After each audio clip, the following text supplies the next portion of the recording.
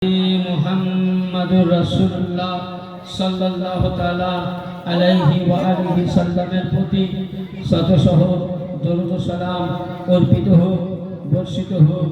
সকলে আমার সাথে সাথে পড়েন আল্লাহুম্মা সাল্লি আলা সাইয়্যিদিনা মাওলানা মুহাম্মদ ওয়া আলা আলিহি মাওলানা মুহাম্মদ সাল্লু আলা মুহাম্মাদিন সাল্লু আলা মুহাম্মদ হরদম জবান से निकल आखिराने मुहम्मद हरदम जबान से निकल शफियाना मुहम्मद। আমি মহান আল্লাহ পাকের পবিত্র কালামুল্লাহ হইতে মহাগ্রন্থ কোরআনে পাক থেকে খুবই মূল্যবান আয়াতে পাক তেলাওয়াত করেছি। ইনশাআল্লাহ আমার যথা সময় মোতাবেক লক্ষ্য রাখিয়া এই আয়াতে কিছু আলোচনা করে যদি আমার আকা মাওলা কিছু বলায় তো ইনশাআল্লাহ আলোচনা রাখবো। তারপরে পরে আমাদের বহু গ্রন্থ লেখা এবং আমাদের দরবার পাঠের একজন যোগ্যতম আলিমুদ্দিন চিন্তাবিদ মুনাসির আহলে সুন্নাত আমাদের আলহাজ ওলিউল্লাহ কাদের সাহেব তিনিও আছেন। তা আমি বলবো আপনারা এখানে সেখানে ঘোরাঘুরি না করে আমাদের এই মাহফিল পাকে এসে উপস্থিত হয়ে যান। আসল মহান আল্লাহ পাকের পবিত্র কালামুল্লাহ থেকে মহাগ্রন্থ থেকে আয়াতে পাক তেলাওয়াত করেছি। আল্লাহ পাক কোরআনে বলেন ইয়া আইয়ুহাল্লাযীনা আমানুত্তাকুল্লাহ, এ ঈমান বলো আল্লাহ से डरो, वकुनू मअस सादिकीन, और सच्चों के साथ हो जाओ। यानी अल्लाह पाक কোরআন পাকের মধ্যে সূরা ইউনূসে বর্ণনা করেন 11 পারায় যে হে ঈমানদারগণ, যারা আল্লাহ পাকের প্রতি ঈমান এনেছো। এখানে আল্লাহ পাক কোনো সম্প্রদায়ের জাতি মানুষকে বলেন না, কোনো সুন্নি, তাবলিগি, রাফিজি, ওয়াহাবি, বারেলভি কোনো ধর্মের মানুষকে নয়। আল্লাহ বলছেন ইয়া আইয়ুহাল্লাযীনা আমানুত্তাকুল্লাহ, যারা ঈমান এনেছো তার প্রতি, আল্লাহর প্রতি, আল্লাহর কোরআনের প্রতি, আল্লাহর রাসূল এবং রাসূলের আহলে বাইয়াতের প্রতি যারা ঈমান এনেছো আর যারা আমাকে ভয় করো। ওয়াকুনু মা'আস সাদিকিন, তোমরা সত্যবাদী সাথী হয়ে যাও, সত্যবাদীর কাছে যাও। এবার সত্যবাদীর কাকে বোঝায়? দেখবেন আজকে কেউ যদি নামাজ পড়ে সেও দাবি করে আমি সত্য সঠিক রাস্তায় আছি, সত্যবাদী। ধরুন কেউ তাহাজ্জুদ পড়ে, নফল ইবাদত করে, হজ করে, কেউ হয়তো আলিমের দিন, প্রত্যেকেই আমরা নিজেকে সত্যবাদী বলে আমরা কি করি? দাবি করি। তাহলে এদেরকে সত্যবাদী বলে না। সত্যবাদী কারা? সত্যবাদী কারা এটা আগে আমাদেরকে জানতে হবে। यानी সত্যবাদী, সত্যবাদী সাদিকিন মানে সত্যবাদী। যেমন সিদ্দিক আকবর মাওলা আলী আলাইহিস সালাম, সিদ্দিক মানে সত্য, আকবর মানে বড়, তাই তো? ওই রকম এখানে ওয়াকুনু মা'আস সাদিকিন, তোমরা সত্যবাদীর সান্নিধ্য লাভ করো, সত্যবাদীর সঙ্গে থাকো, সত্যবাদীর কাছে যাও। সত্যবাদী কাকে বোঝায়? সত্যবাদী ওকেই বোঝায় যে হযরতে রাসূলের পাক থেকে শুরু করেন আমার রাসূলের পাক মাওলা আলাইহিস সালাম, খাতুনে জান্নাতে পাক, ইমামে হাসানে পাক এবং খাস করে ইনার যত আওলাদ পাক রয়েছেন গৌসে আজম থেকে আমাদের জামানার গৌসে আজম পর্যন্ত ইনারাই হলেন সত্যবাদী। আর আল্লাহর কোরআন বলছে তোমরা এই সত্যবাদীর কাছে যাও। এবার আসুন 2 নম্বর, আজকে উরুসে পাক হলো মাওলা পাকের উরুস, তাই তো? হ্যাঁ, মানে একজন আল্লাহর ওলি, এবং শুধু তিনি ওলি ছিলেন না, বরঞ্চ তিনি যখন পৃথিবীর মধ্যে জন্মগ্রহণ করেননি, মায়ের পেটে আছেন, ওই সময় তিনার আব্বা হুজুরকে আমার রাসূলের পাক কে জামাতা সাইয়্যিদানা হযরত মাওলা আলী আলাইহিস সালাম ইনি স্বপ্ন যোগে বলছেন যে শোনো, তোমার বাড়িতে যে সন্তান আসবে তার নাম আমার নামের সাথে রাখবে। তারপরে কিছুক্ষণ পরে আবার স্বপ্ন দিলেন গৌসে পাক আলাইহিস সালাম, তিনিও বলছেন আমার নামের সঙ্গে তার নাম রাখবে।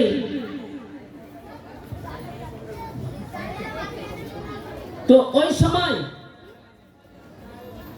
তিনার নাম যদি আপনি দেখেন মাওলা আলীর সঙ্গে রাখা হলো, এবং এমনকি তিনার নাম খেলা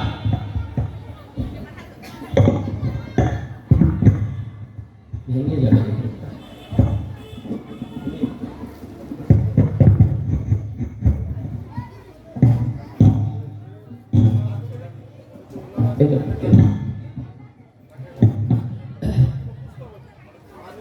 তাহলে আজকে ওই আমার মাওলা পাকের উরুস পাক গৌরী খানকা শরীফে, এবং আমাকে মালিক পাকের হুকুম মোতাবিক আমরা এসেছি, মালিক যতটা বলাবে। তো আজকে আমরা যারা ওলির দরবার যাই, ওলির বেলায়েত কোথা থেকে হলে একটুকুন আমাদেরকে জানতে হবে, একটুকুন না জানলে হওয়া যাবে না। যেমন ধরুন প্রতিটা জিনিসের নসল আছে, আদম নবীর নসল হযরত শীস আলাইহিস সালাম থেকে শুরু হয়েছে। প্রতিটা মানুষের বংশ শুরু কোথা থেকে হয়? ছেলে থেকে, মেয়ে থেকে নয়।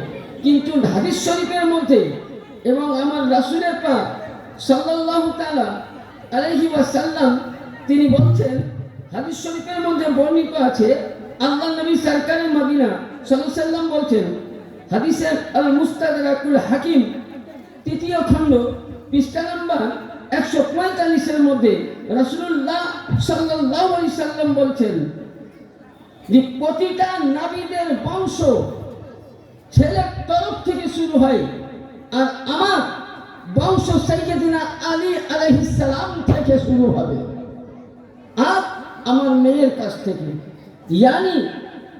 নবী হলেন রিসালাতের নূর, আর মাওলা আলী হলেন বেলায়েতের নূর, আর খাতুনে জান্নাত পাক তিনি হলেন রাসূলুল্লাহ মেয়ে, তিনি হলেন রাসূলুল্লাহ লখতে জিগার কলেজের টুকরা সৈয়দা ফাতেমা জাহরা সাল্লাল্লাহু আলাইহা, তিনি হলেন রিসালাতের নূর। এই রিসালাতের নূর আর বেলায়েতের নূর দুইটি একত্র হয়ে গেল, আর যেমনই একত্র হলো দেখবেন দুইটি সমুদ্র, মানে নদী নয়, দুই সমুদ্রের পানি যদি এক জায়গা হয় তো চিনা যাবে? হ্যাঁ, চিন্তা করা যাবে? পারা যাবে না। ধরুন হাওড়ার একটা আমি উদাহরণ দিলাম, হাওড়ার নদীর আর একটা নদী, দুইটা পানি এক জায়গায় পড়লো, চিনা যাবে কোনটা কোন নদী? যাবে। কোরআনে পাক আল্লাহ বলছেন, মারাজাল বাহরাইনি ইয়ালতাকিয়ান বাইনাহুমা বারযাখুন লা ইয়াবগিয়ান। রিসালাতের নূর আর বেলায়েতের নূর দুই সমন্বয় যখন এক হলো, ওখান থেকে আল্লাহ পাক কি করলেন? দুইটি মতি বার করলেন, মতি।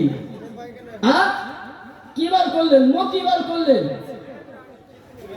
এবং ফাবিআই আলাই রাব্বিকুমা তুকাজ্জিবান, আল্লাহ পাক বলছেন তোমরা আমার কোন কোন নিয়ামত, আল্লাহ পাক বলছেন তোমরা আমার কোন কোন নিয়ামতকে অস্বীকার করবে। তাহলে এবার বলুন, যারা কোরআনে পাক বলে আমরা মানি, যারা বলছে আমরা কোরআন মানি, একটাই জেনে নেন, কোন ব্যক্তি কোরআন পড়ে জান্নাতে যাবে, কোরআন পড়ে জাহান্নামে যাবে। কোরআন বলতেছে ফাবিআই আলাই রাব্বিকুমা তুকাজ্জিবান, আল্লাহ বলছেন হে আমার বান্দা বান্দি, তোমরা আমার কোন নিয়ামতটা অস্বীকার করবে। কোরআনের পাকে আল্লাহ রাব্বুল আলামিন সত্যবাদী সাথ ধরতে বললেন, কোরআনের পাকে ওসিলা ধরতে বললেন, কোরআনের পাকে বাইয়াত হতে বললেন, কোরআনের পাকে আহলে বাইয়াতের মোহাব্বত ওয়াজিব করে দিলেন, কোরআনের পাকে আহলে বাইয়াতকে পাক ও পবিত্র মানল। যারা কোরআনের পাকে এই শব্দগুলোকে মেনে নিল, যারা সঠিক পথে চলে আসলো, তাই হলো আসলি হাকদার জান্নাতের। আর যারা কোরআন পড়লো মেনে নিল না, তারা হলো পদভ্রষ্ট। তাহলে আমাদের কোরআন পড়ে জান্নাত, কোরআন পড়েও জাহান্নাম। এবং আবার কি বলছে, ইয়াখরুজু মিনহুমা লুলু ওয়াল মারজান, ওখান থেকে বার হলো দুটি মতি বার হয়েছে, মারজান লুলু। লুলু মানে ইমামে হাসান তাফসীরের মধ্যে, আর মারজান মানে ইমামে হুসাইন। এই ইমামে হাসান ইমামে হুসাইন ইয়ানি মাওলা আলী হলেন বেলায়েতের নূর, খাতুনে জান্নাত, রিসালাতের নূর, দুই নূর একত্র হয়ে ইমামে হাসান তৈরি হলেন। ইমামে হাসানের পর ইমামে হুসাইন আসলেন, ইমামে হুসাইনের পর জয়নুল আবেদিন আসলেন, জয়নুল আবেদিনের পর 12 ইমাম পাক আসলেন, 12 ইমাম পাকের পর গৌসে পাক আসলেন, গৌসে পাকের পর গৌসে সানি আসলেন, গৌসে সানি পাকের পর কুতুবে বাড়ি পাক আসলেন, কুতুবে বাড়ি পাকের পর কুতুবে রব্বানি পাক আসলেন, কুতুবে রব্বানি পাকের পর মাওলা পাক আসলেন, মাওলা পাকের পর পীর মুর্শিদ পাক আসলেন, পীর মুর্শিদ পাক আসার পর পান্ডা হুজুর আসলেন, পান্ডা হুজুর আসার পর আমার বড় হুজুর পাক কিবলা ও কাবা আসলেন, এবং ছোট হুজুর কিবলা ও কাবা এবং জামানার সাজ্জাদা নাসির হুজুর সাইয়্যিদিনা সৈয়দ শাহ ইয়াসুফ আলী আল কাদেরী আলাইহি, ইয়াসুফ আলী আল কাদেরী মাদ্দাজিল্লাহু আলী। ইয়ানি বুঝা গেল ইনারা সিলসিলা বা সিলসিলা যেমন মাওলা আলী নূর ছিলেন, তো খানকায়ে কাদেরিয়া, রাজ্জাকিয়া, মেদিনীপুরের সমস্ত সাজ্জাদা নাসির এরা প্রত্যেকেই হলেন নূরে নবী, নূরে আলী।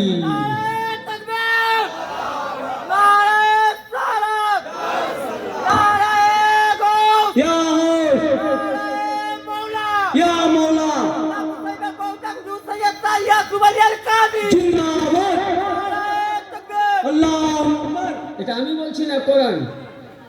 তাইলে এবার অনেকে প্রশ্ন করে যে দেখুন,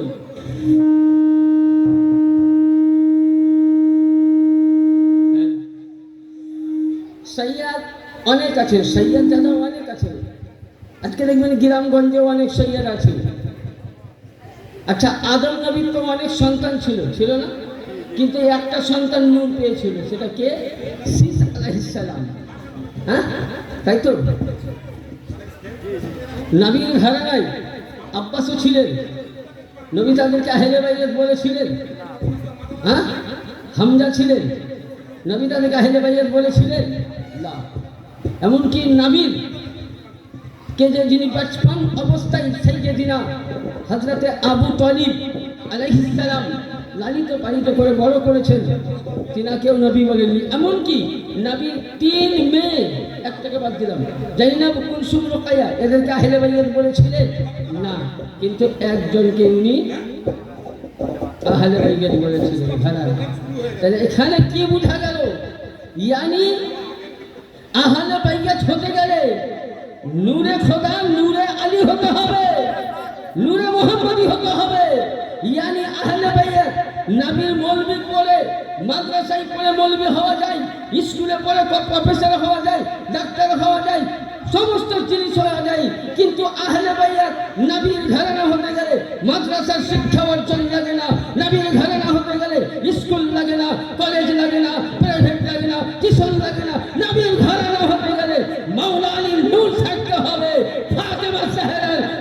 থাকতে হবে, রাসূলুল্লাহ নূরে মুহাম্মাদি হতে হবে। আর আজকে পৃথিবীর মধ্যে ঘুরে দেখেন বহু জায়গায় বলিয়েছে, আমি বেয়াদবি করছি না, কিন্তু আমার নজরে কেন বিশ্ব চ্যালেঞ্জ করে বলছি, যদি মাওলা আলীর সন্তান, যদি নবীর ঘরানা, নবীর আহলে বাইত পৃথিবীর মধ্যে যদি আছে, তা একমাত্র মেদিনীপুর সাজ্জাদা নসীন ছাড়া আর কোন জায়গায় আহলে বাইত নবীর ঘরানা পাবেন না। এদেরকে বলা হয় সিদ্দিকী। ইয়ানি মাওলা আলীকে মাওলা আলীকে সিদ্দিক আকবর বলা হয়েছে, হয়নি? দেখবেন অনেক মৌলভী সাহেবরা মাদ্রাসায় পড়ায়, অনেক ঠিক করে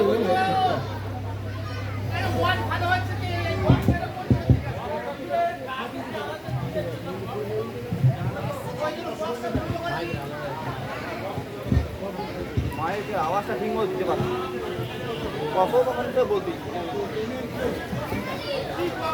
যেমন দেখবেন প্রতিটা মাদ্রাসায়,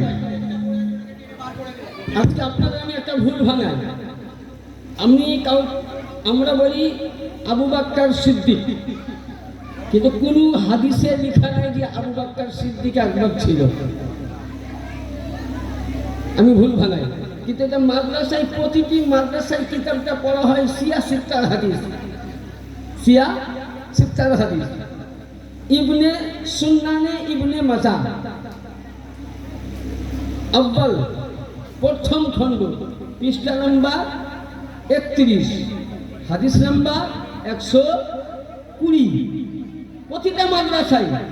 কিন্তু আমাকে দুঃখ লাগে যে যার জন্য হাদিসের রাবি, যাকে সিদ্দিকে আকবর বলা হলো, তাকে আমরা কোনদিন বলি? বলে কোনো মাওলানা? আজ অব্দি কোনো মাওলানার মুখে শুনেছে? হ্যাঁ, আমরা কি বলি? আবু বকর সিদ্দিক। কিন্তু আমি চ্যালেঞ্জ করে গেলাম, সিয়াসিত্তা তো সিয়াসিত্তা কোন একটা হাদিসে দেখাতে পারবে না যে আবু বকর, হযরত আবু বকর সিদ্দিক আকবর। সিদ্দিক আকবরকে এই হাদিসের সনদ অনেক জন আছে, তার মধ্যে আমি ছোট্ট সংক্ষিপ্তে পড়ি। এই হাদিসখানা বর্ণনা করছেন আন আবাদিন ইবনে আব্দুল্লাহ, আবাদ বিন আব্দুল্লাহ, আর উনি বলছেন ক্বালা ক্বালা আলী ইন। এই হাদিসখানা সাইয়্যিদিনা মাওলা আলী মুশকিল কুশা আলাইহিস সালাম নিজে বর্ণনা করছেন। কি বলছেন? আনা আব্দুল্লাহ, আমি আল্লাহ কি বান্দা, আল্লাহ বান্দা। ওয়া আখু রাসূলিহি, আমি রাসূলুল্লাহ কি ভাই। আর কি বললেন? ওয়া আনা সিদ্দিকুল আকবর, আর আমি হলাম সিদ্দিকে কি আকবর। লা ইয়াফউহা বাদি ইল্লা কাযাব, যদি কোনো ব্যক্তি আমি সিদ্দিকে আকবর থাকাকালীনে কেউ যদি সিদ্দিকে আকবর দাবি করে, সে মিথ্যাবাদী।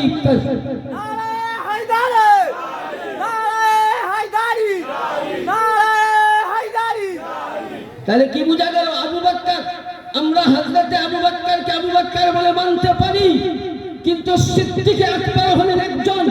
সেটা সিয়াসিত্তা হাদিস থেকে প্রমাণ হয়ে গেল, সেটা মাওলা আলী ছাড়া সিদ্দিকে আকবর হতে পারে না। কারণ কোরআন বলছে, ইয়া আইয়ুহাল্লাযীনা আমানু তাকুল্লাহ ওয়া কুনু মা'আস সাদিকিন, হে ঈমানদারওয়ালা, আল্লাহকে ভয় করো, সত্যবাদীর সাথ ধরো। আর সত্যবাদী কাদেরকে বলা হয়? নবী পাক, নবীর ঘরানা, আহলে বাইতকে বলা হয়। হাদিস ও কোরআন মোতাবেক ফয়সালা হলো। সত্যবাদী ছিলেন সিদ্দিকে আকবর, ছিলেন মাওলা আলী, সিদ্দিকে আকবর ছিলেন ইমামে হাসান, সিদ্দিকে আকবর ছিলেন ইমামে হুসাইন, সিদ্দিকে আকবর ছিলেন জাইনুল আবেদিন, সিদ্দিকে আকবর ছিলেন গৌসে পাক, সিদ্দিকে আকবর ছিলেন আব্দুর রাজ্জাক পাক, জাকির আল কাদরি, সিদ্দিকে আকবর ছিলেন রওশনগঞ্জ রওশন আলী আল কাদরি, সিদ্দিকে আকবর ছিলেন তোফায়েল আল কাদরি, সিদ্দিকে আকবর ছিলেন মুর্শিদ আলী আল কাদরি, সিদ্দিকে আকবর ছিলেন পীর মুর্শিদ পাক, সিদ্দিকে আকবর ছিলেন আমার পর্দা হুজুর পাক, সিদ্দিকে আকবর ছিলেন আমার বড় হুজুর পাক কিবলা ও কাবা, সিদ্দিকে আকবর হচ্ছেন ছোট হুজুর পাক কিবলা ও কাবা,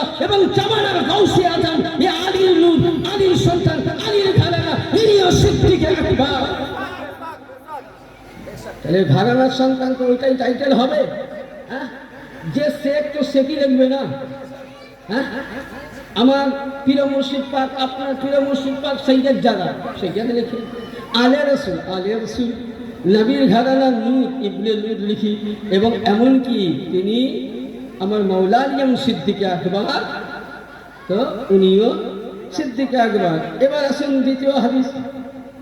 হাদিসে পড়তে গেলে অনেক সময় আল ইয়াকিন কিতাবের নাম, আল ইয়াকিন, পৃষ্ঠা নাম্বার 203, হাদিস নাম্বার 193। ইনি আল্লাহর নবী সরকারে মদিনা সাল্লাল্লাহু আলাইহি ওয়াসাল্লাম বলছেন, কাল কিয়ামতের ময়দানে সর্বপ্রথম আমার সঙ্গে হাত মিলাবেন কে? আমার আপনার আকা মাওলা, মাওলা আলী মুশকিল কুশা আলাইহিস সালাম। আমি আরবি বললাম না, তরজমাটা দিচ্ছি। আর এবং আবু বকর, এবং উনি হবেন সিদ্দিকে আকবর, উনি হবেন ফারুকে আজম। তাহলে কি বোঝা গেল? সিদ্দিকে আকবরকে মাওলা আলী, ফারুকে আজমকে মাওলা আলী, ওয়ারিসাতুল আম্বিয়াকে মাওলা আলী, নবীদের ওয়ারিসকে মাওলা আলী, নবীদের ঘরানাকে মাওলা আলী। আর এরা হলো মাওলা আলীর সন্তান, এরাও হলো নবীর ঘরানা।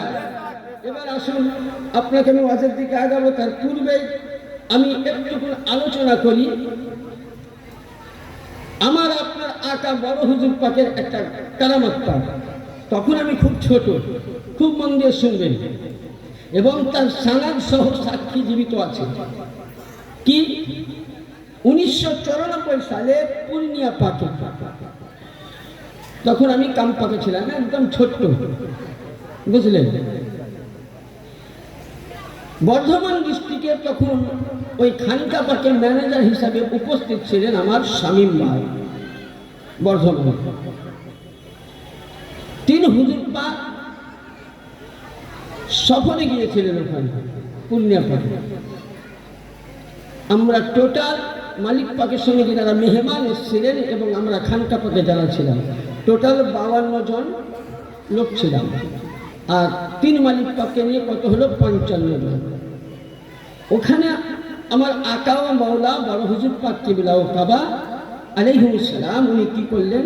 ওই মসজিদ যেটা এখন দেখছেন মসজিদ পাক, ওটা চারিদিকে বাঁশ দিয়ে ঘেরানো হলো। এবং সেই দিন ওখানে মেম্বার কি হলো? তৈরি করলেন উনি। এনারা যে কে আপনাকে এখানেই বুঝাচ্ছেন। মেম্বার তৈরি করলেন। মেম্বার তৈরি হলো ওই দিনেই। এবং বড় হুজুর পাক কিবলা ও কাবা আলাইহিস সালাম ইনি করলেন কি? আমার শামীম ভাইকে বললেন, তুমি আজান দাও। উনি আজান দিলেন। সুন্নাত নামাজ হলো। আমার বড় মালিক পাক সানি আজান দিতে বললেন, সানি আজান দেওয়া হলো। এবং এমনকি ওই বড় মালিক পাকের পেছনে 2 আমার মালিক পাক ছোট হুজুর পাক এবং এই জামানার গৌসে আজম তিনিও ছিলেন। বড় হুজুর পাক কিবলা ও কাবা উনি নামাজ পড়ালেন। কি দিয়ে পড়েছিলেন আমার সংক্ষিপ্ত মনে আছে হালকা। সূরা আলাম তারা প্রথম রাকাত, দ্বিতীয় রাকাতে ইলাফে কুরাইশি নামাজ পড়ালেন। নামাজ পড়ার পর উনি সালাম ফিরালেন। সালাম ফিরার পর মুনাজাত করলেন। মুনাজাত করার শেষে উনি লাস্টে বেলায় বলছেন, ইয়া শাইখ আব্দুল কাদির শাইয়ানিল্লাহ। যেমনি বড় হুজুর পাক জবানে যেমনি 21 পাকের নাম পাক খানা দিলেন, তো মনে হলো যে সঙ্গে সঙ্গে যেন রওশনগঞ্জের সালজমিন কেঁপে উঠেছিল। শুধু এটা নয়, ওই দিনেই শামীম ভাইকে মাগরিবের আগে জাবানি দেওয়ান পাক করতে বললেন। যেমন ধরুন আপনাকে বলি, ইনি যে আমরাদের রাসূল হাদিস মিলান বুখারী শরীফে আছে, মদিনাতে পানি হচ্ছিল না, খুব দুর্ভিক্ষ পড়েছিল, খুব দুর্ভিক্ষ পড়েছিল। আল্লাহর নবীর কাছে আরজি করলেন, ইয়া রাসূলুল্লাহ, ইয়া হাবিবাল্লাহ, আপনি দোয়া করলেন পানির জন্য। আল্লাহর নবী 2 হাত তুলে যেমনই দোয়া করলেন, তো সঙ্গে সঙ্গে আসমান থেকে পানি বর্ষিতে লাগলো। 7 দিন ধরে পানি হয়েছিল। 7 দিন মধ্যে নবী জুম্মাতে আবার মসজিদে নববীতে গেলেন। সাহাবী বলছেন, এরাবি বলছেন, ইয়া রাসূলুল্লাহ, আমরা হাত হয়ে গেলাম, আমরা গল্প হয়ে গেলাম, আমরা ক্ষতিগ্রস্ত হয়ে গেলাম, আপনি দয়া করে পানি বন্ধ করুন। পানি দেনেওয়ালা কে? আল্লাহ। বন্ধ করনেওয়ালা কে? আল্লাহ। কিন্তু রাসূলুল্লাহ তো গায়রুল্লাহ। যারা বলে গায়রুল্লাহর কাছে চাইও না, গায়রুল্লাহর কাছে চাওয়া যায় না সেদিন লক্ষ্য করুন। বুখারী শরীফের মধ্যে হাদিসখানা পাবেন, আল্লাহর নবী দোয়া করতেই আছেন, আর নবী পাক নিজের শাহাদাত আঙ্গুল পাকখানা আসমানের দিকে যেমনই এইভাবে ঘোরালেন, কসম খোদার খেয়ে বলি, সঙ্গে সঙ্গে মদিনার বাইরে পানি হতে লাগলো। ওই রকম পূর্ণিয়া পাকের রওশনগঞ্জের সরজমিনে শামীম সাহেব যখন জাবানি দাওয়ান পাক করতে লাগলেন, অটোমেটিক পানি বর্ষিতে লাগলো। আমার নিজের দেখা বড় হুজুর পাক নিজের শাহাদাত আঙ্গুলি খানাকে ইশারা করেছিলেন, রওশনগঞ্জ ছাড়া চারিদিকে পানিতে ছয় লাভ। এ ছিল আমার আওলাদে রাসূল, জিনার হুকুমে আসমানের পানিও চারিদিকে পানি হয়েছিল। কিন্তু সেই দিন ওখানে একটি ফোঁটা, নবী ইশারা করলেন পানি চলে গেল, ইনি ইশারা করলেন পানি কি মিলল? আওলাদে রাসূল। এবার আসুন, আমরা গায়রুল্লাহর কাছে চাই তো বলছে বেদাত, বলছে গায়রুল্লাহর কাছে চাওয়া বেদাত, যাওয়া যাবে না। কোরআন শরীফে আসুন, অনেক বড় ইতিহাস আছে। হযরত মারিয়াম ইনি কে ছিলেন? আল্লাহর পাকবান্দি। আবার ইনি একটা বড় উপাধি ছিলেন, যিনি খাতুনে জান্নাত পাকের দাসী ছিলেন। জোরে বলুন সুবহানাল্লাহ। এবং খাতুনে জান্নাত পাকের দাসী হবেন কিয়ামতের ময়দানে, হাসরের প্রান্তরে। তো মারিয়াম যখন ছোট, আমরা সকলেই জানি, মারিয়ামকে তিনার মা মান্নত করে আউয়াল কাবার মধ্যে, আউয়াল কাবা যেটা বাইতুল মুকাদ্দাসে, বলেছিল আল্লাহ যদি আমার সন্তান মেয়ে হোক কিংবা ছেলে হোক, যদি সন্তান দেয় তো আমি কি করব, এই বাইতুল মুকাদ্দাসের খাদেম বানাবো। কিছুদিন পরে আল্লাহর হুকুমে হযরতে মারিয়ামের মায়ের পেটের মধ্যে হযরতে হান্না হামেলা হলেন। তো ওই সময় উনার বাচ্চা ভূমিষ্ঠ হলো যেভাবে হয়, হওয়ার পরে পরে উনি কি করলেন, বাচ্চাকে গোসল দিয়ে, হযরতে হান্না বাচ্চাকে গোসল দিয়ে উনি বাইতুল মুকাদ্দাসে নিয়ে গেলেন। ওই সময় বাইতুল মুকাদ্দাসের প্রেসিডেন্ট কে ছিলেন, মুতাওয়াল্লি কে ছিলেন? ওই সময় জাকারিয়া নবী আলাইহিস সালাম। এটা কোরআন পাকে আছে। এবং ওই সময় দিলেন, বলে বোন আপনি, বলে হ্যাঁ এই ব্যাপার আমি মান্যত করেছি। মারিয়ামকে নেওয়ার জন্য সব আকাঙ্ক্ষিত, ইতিমধ্যে এনার জন্য লটারিও কাটা হয়েছিল, যে যার ভাগ্যে পড়বে। তো জাকারিয়া নবীর ভাগ্যে পড়েছিল কয়েকটা, এভাবে ইতিহাস আছে, কোরআন তর্জমায় আছে। তো জাকারিয়া নবী আলাইহিস সালাম যেমনই উনি লালিত পালিত করতে লাগলেন, তো ওই মারিয়ামকে, হযরতে মারিয়াম রাদিয়াল্লাহু তাআলা আনহাকে রাখার জন্য বাইতুল মুকাদ্দাসের ঘরের ভিতরে ঘর করেছিলেন, মানে খানকা, যাকে বলা হয় বাস করা ঘর, ঘর করেছিলেন। উনি সকালে রেখে চলে যেতেন, সন্ধ্যায় আসতেন। তো মারিয়ামকে যেমনই দেখতেন দূর থেকে মনে হতো একদিনকার সন্তানকে 2 দিনকার সন্তান মনে হয়। বলেন সুবহানাল্লাহ। মনে হয় 2 দিনকার সন্তান। এমন সময় যখন জাকারিয়া নবী বলছেন আমি মারিয়ামের কাছে যে সময় ফল পাওয়া যেত না, ওই ফলগুলো ওই সময় দেখতে পেতাম। তো জাকারিয়া নবী এমনই অবস্থা হয়েছিলেন যে ওনার কোনো বাচ্চা ছিল না। আজ আমরা খানকা পাকে যাই তো তোমরা বলো বেদাত, আগে কোরআন পড়ো, বেদাতের ফতোয়া আমাকে দিও না, কোরআনকে দাও। আর কোরআনের প্রতি যে আঙুল উঠাবে সে মুসলমান থাকবে। আর কোরআন বলছে ফাবি আইয়া আলাই রাব্বিকুমা তুকাজ্জিবান, তোমরা আমার কোন কোন নিয়ামতটাকে অস্বীকার করবা। একমাত্র যদি কোরআনের সমস্ত নিয়ামতকে, সমস্ত জিনিসকে স্বীকার যদি করে, তো একমাত্র সহিহ সুন্নি আকীদা আহলে বাইতের দরবারের যারা মেদিনীপুরের গোলাম, তারাই সঠিক পথে পথিক হয়ে আছে, বাকি সব পথভ্রষ্ট হয়ে আছে। কারণ কোরআন বলছে আমি নয়। আর যদি গায়রুল্লাহর কাছে চাওয়া বেদাত হয় তো নবীকে ফতোয়া দাও, নবীর প্রতি ফতোয়া চলবে। জাকারিয়া নবী ভুল করেছিল কি? আপনাদের কথা কি বলে বুঝতে পারছেন আমার ভাষা? জাকারিয়া নবী ভুল করেছিলেন?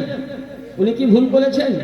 হ্যাঁ, কেউ যদি বলে জাকারিয়া নবী ভুল করতে একজন নাবী হয়ে, মশলাটা বুঝবেন। আর মারিয়াম কিন্তু নাবির মা, নাবী নয়, কোনো নারী নবী হয়নি, আর কিন্তু কোনো নবী নয়, নাবির মা, আল্লাহ পাক বন্দি, এবং তিনি খাতুনে জান্নাত পাকের একদিন দাসী হবেন কিয়ামতের ময়দানে, যদি খাতুনে জান্নাত পাককে জান্নাতুল বাকি থেকে আনা হবে। তো কথা হচ্ছে ওই জাকারিয়া নবী মারিয়ামের ঘরের কাছে, মারিয়াম রাদিয়াল্লাহু তাআলা আনহার ঘরের কাছে উনি কি করলেন?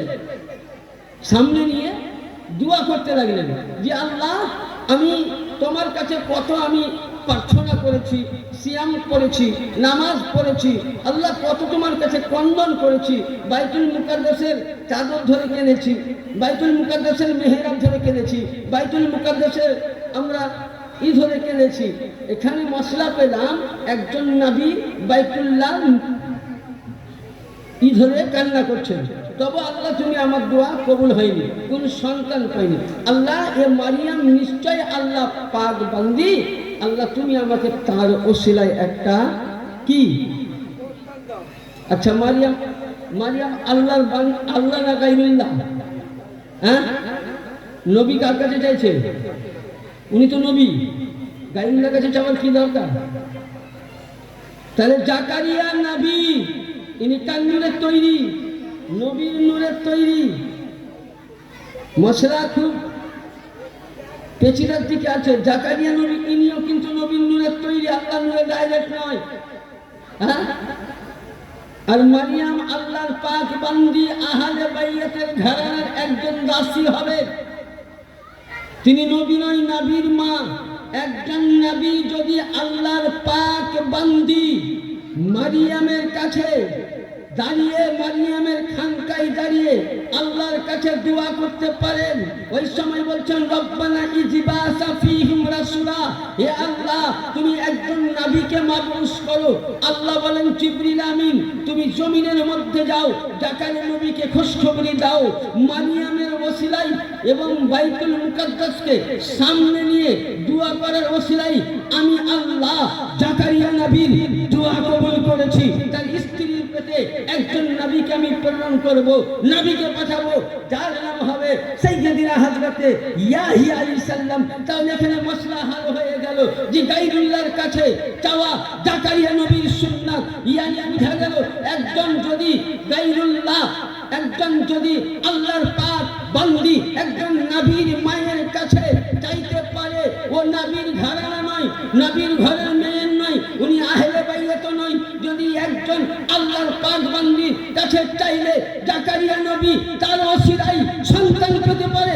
মারিয়াম চাইতে আমার খাতুনে জান্নাতের দরবার উত্তম, হযরতে জাকারিয়া নবী চাইতে আমার পাক পঞ্জাতন আহলে বাইত উত্তম। খাস করে আগেকার নবীদের খানকার চাইতে বর্তমান জামানার সাজ্জাদা রসিন মেদিনীপুর হুজুর পাকের খানকাটা আরো উত্তম। তাহলে আজকে জাকারিয়া নবী মারিয়ামের ওসিলা দিয়ে দোয়া চাইলে যদি তার সন্তান পেয়ে যায়, এখানে মশলা হলো মারিয়াম চাইতে জাকারিয়া নবী চাইতে আমাদের মেদিনীপুরের খানকা উত্তম। এই দরবারে আপনি যা পাবেন ডাইরেক্ট আপনি পেয়ে যাবেন। এটা হলো নবীর ঘরানার দরবার, আলীর ঘরানার দরবার। তাহলে কি বোঝা গেল? গায়রুল্লাহর কাছে চাওয়া জায়েজ। হ্যাঁ, আজকে দেখবেন আমরা স্ত্রীগঞ্জ পর্যায়ে তাওয়াফ করি, তো অনেক মুল্লাতে বলে বেদাত। আচ্ছা, কাবা বাইতুল্লাহ তাওয়াফ করা কি? কাবাতে কোনো আল্লাহ আছে? হ্যাঁ, আছে। নবী রওজা আছে, এক নাবিদের তৈরি করা ঘর, ওখানে রাসূলুল্লাহ তাওয়াফ করেছেন, সাহাবায়ে কেরাম তাওয়াফ করেছেন, নবীরা তাওয়াফ করেছেন, তাই আমরা সুন্নাত পালন করি। আচ্ছা, তাওয়াফ করতে করতে বিভিন্ন দোয়া পড়ি, আবার কেউ দরুদও পড়ে। এবং আপনাকে একটা বিখ্যাত কিতাব দিচ্ছি, এই কিতাব যিনি বড় মুফাসসির ইন্তেবায়ে সালাসা, কি বললাম? ইন্তেবায়ে সালাসা।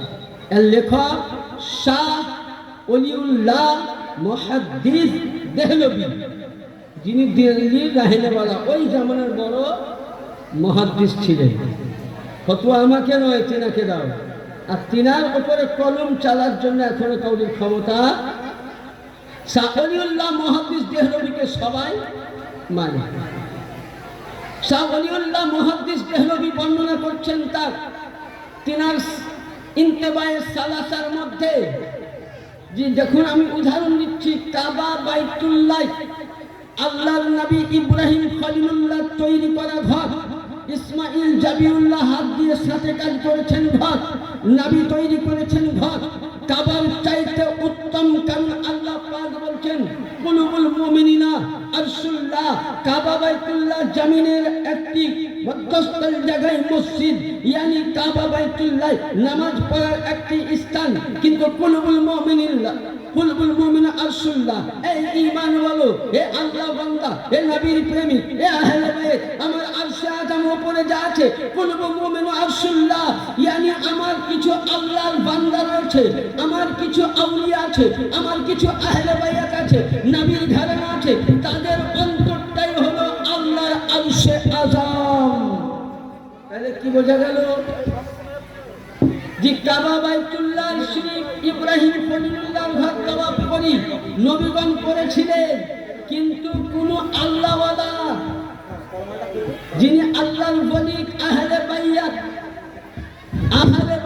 আলে রাসূল, তিনাদের রওজা পাকে দাঁড়িয়ে, শাহ ওলিউল্লাহ মুহাদ্দিস বলছেন, তিনাদের রওজা পাকে দাঁড়িয়ে পশ্চিম দিকে পিঠ করে 3 বার দরুদ শরীফ কিংবা 5 বার দরুদ শরীফ কিংবা 7 বার দরুদ শরীফ,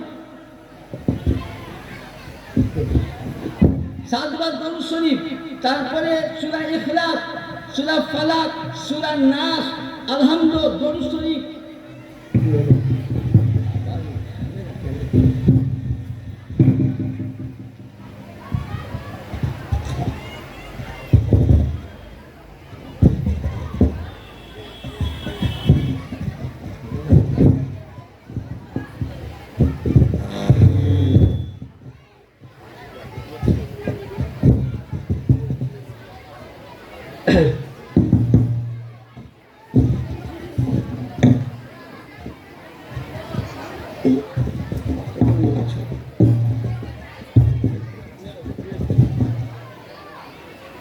দরুদ পাক পড়ুন, আল্লাহুম্মা সাল্লি আলা সাইয়্যিদিনা মাওলানা ওয়া নাবিয়িনা ওয়া শাফিয়িনা মুহাম্মদ ওয়া আলা আলি মুহাম্মদ বারিক ওয়া সাল্লিম। সালাতু ওয়া সালাম। কি বললেন? ফাতিহা পড়ে দোয়া করা এবং আর দোয়া করা যায়, এবং আপনি আমি যেখানে আজকে মাওলা পাকের চিল্লাখানা, যেটা ইবাদত গাহ, সেটাকে তাওয়াফ করি। শাহ ওলিউল্লাহ মুহাদ্দিস দেহলভী বলছেন, কোন আল্লাহর ওলি, আহলে বাইত, আল্লাহওয়ালা সাদেকিন সিদ্দিকিন সালেহিন লোকে, আল্লাহওয়ালাদের যদি রওজা মুবারককে যেমন কাবা বাইতুল্লাহ 7 চক্কর দেওয়া জায়েজ আছে, ওইরূপ আল্লাহর ওলি আপনি আমি মাওলা পাকের রওজা পাকে যাই, মাওলা পাকের চিল্লা পাকে গিয়ে আমরা 7টি চক্কর দেই। ইয়ানি বুঝা গেল ওলিউল্লাহর মশলা কিতাব মোতাবিক 100 পৃষ্ঠার মধ্যে ইন্তেবায়ে সালাসাতে বর্ণনা করেন যে আউলিয়া কেরাম বুজুর্গানে দিনদের রওজা মুবারকে তাওয়াফ করা 100% জায়েজ আছে। যদি কেউ দলিল দেখতে চাও তো ইনশাল্লাহ রেখে দেবো। তোমরা কিতাব পড়ো না তো করবো, কিতাব পড়তে হবে। আর কিতাব তো পড়া নয়, এগুলো কিতাব পাবে না। আরে ভাই, আপনি এখন বাড়িতে বুঝলেন ঘি খাবার মন হয়েছে, বাড়িতে ঘি না খেয়ে সরষের তেল দিয়ে যদি ভাত খান তো মজা লাগবে? মজা লাগবে? হ্যাঁ, মানে গরুর গোশতের মধ্যে খাসির গোশতের মজা চাইছেন নাকি? এসব মশলা ইলিম জানতে গেলে ইলিম ওয়ালার কাছে যেতে হবে। আমি আগেই বলেছি যে মাদ্রাসায় পড়ে মাস্টার হওয়া যায়, ডাক্তার হওয়া যায়, প্রফেসর হওয়া যায়, ইঞ্জিনিয়ার হয়ে যায়, বিজ্ঞান হওয়া যায়, দার্শনিক হওয়া যায়, গবেষণা হওয়া যায়। কিন্তু মাদ্রাসায় পড়ে মৌলবি হতে পারেন, কিন্তু আহলে বাইয়াত হতে গেলে মাদ্রাসার শিক্ষা লাগে না, মসজিদের শিক্ষা লাগে না, কলেজের শিক্ষা লাগে না, ইউনিভার্সিটির শিক্ষা লাগে না, কোনো প্রফেসরের শিক্ষা লাগে না। আহলে বাইয়াত নবীর ঘরানা হতে গেলে, এ ভাগ্য নিতে গেলে আগে নূরে মোহাম্মদী, নূরে আলী হতে হবে, আর আহলে বাইয়াত হতে হবে। আর পৃথিবীর মধ্যে নূরে নবী, আহলে বাইয়াত এরাই হলেন আমার মেদিনীপুর দরবারের সমস্ত সাজ্জাদারা সিনগণ। এরা নূরে নবী, নূরে আলী, নূরে জাহারে খোদা, এরাই হলেন আহলে বাইত। আর যদি আজকে এই ইলমগুলো জানতে চাও, তাহলে এ দরবারের চৌখাটের গোলাম হতে হবে। যতক্ষণ না এ দরবারের গোলাম হতে পারবে না, এই ইলমিয়াতের দিন তোমার বাবারও মাদ্রাসায় পাওয়া যাবে না। ইলম জানতে গেলে ইলম আলার কাছে যেতে হবে। হ্যাঁ, निगाहे बोली में वो तासीर देखी, बदलती हुई हजारों की तकदीर देखी।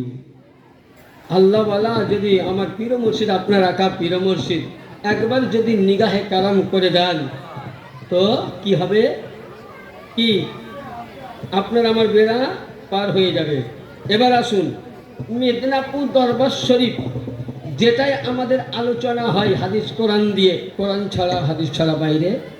অনেকে ফতোয়া দেয়, বলে মেয়েদেরকে মাজারে ঢোকা হারাম, বুঝলেন? ফতোয়া দেয়, তাই না? হ্যাঁ, ফতোয়া দেয় না, খাস করে বেরেলি মৌলবীরা ফতোয়া দেয়। আর এখন পৃথিবীর মধ্যে সব থেকে ভয়ঙ্কর দল কি জানেন? তবলিগের জামাতাতে আছে, উয়ার কাছে আছে, ওয়াহাবির কাছে আছে, লামাঝাবির কাছে আছে। ও কাউকে অত্যাচার করে না, কিন্তু আমার মতন নামাজ পড়া, কিয়াম করা, দরুদ পড়া, সালাম পড়া, ইয়ানবী করা, মহরমের সময় ইজলের নবীর আহলে বাইয়াতের জীবনী করা, গৌস পাকের 11 শরীফ, খাজা বাবার উরুস পালন করা, সেই লোকে বুঝলেন বলছে এগুলো করা।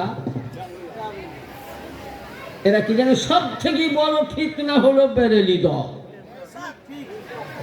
কারণ আমি আজকে আপনাদের সামনে যে কিতাবটি আলোচনা করব,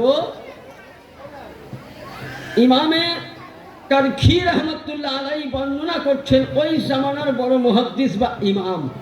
তিনি বলছেন, সাহাবায়ে কেরাম থেকে বর্ণিত আছে, আল দুররে মুহতার আল মুখতার হাদিস শরীফের মধ্যে কি লিপিবদ্ধ আছে যে নারী পুরুষ একসঙ্গে মাজার শরীফে গিয়ে জিয়ারত করা জায়েজ, 100% জায়েজ।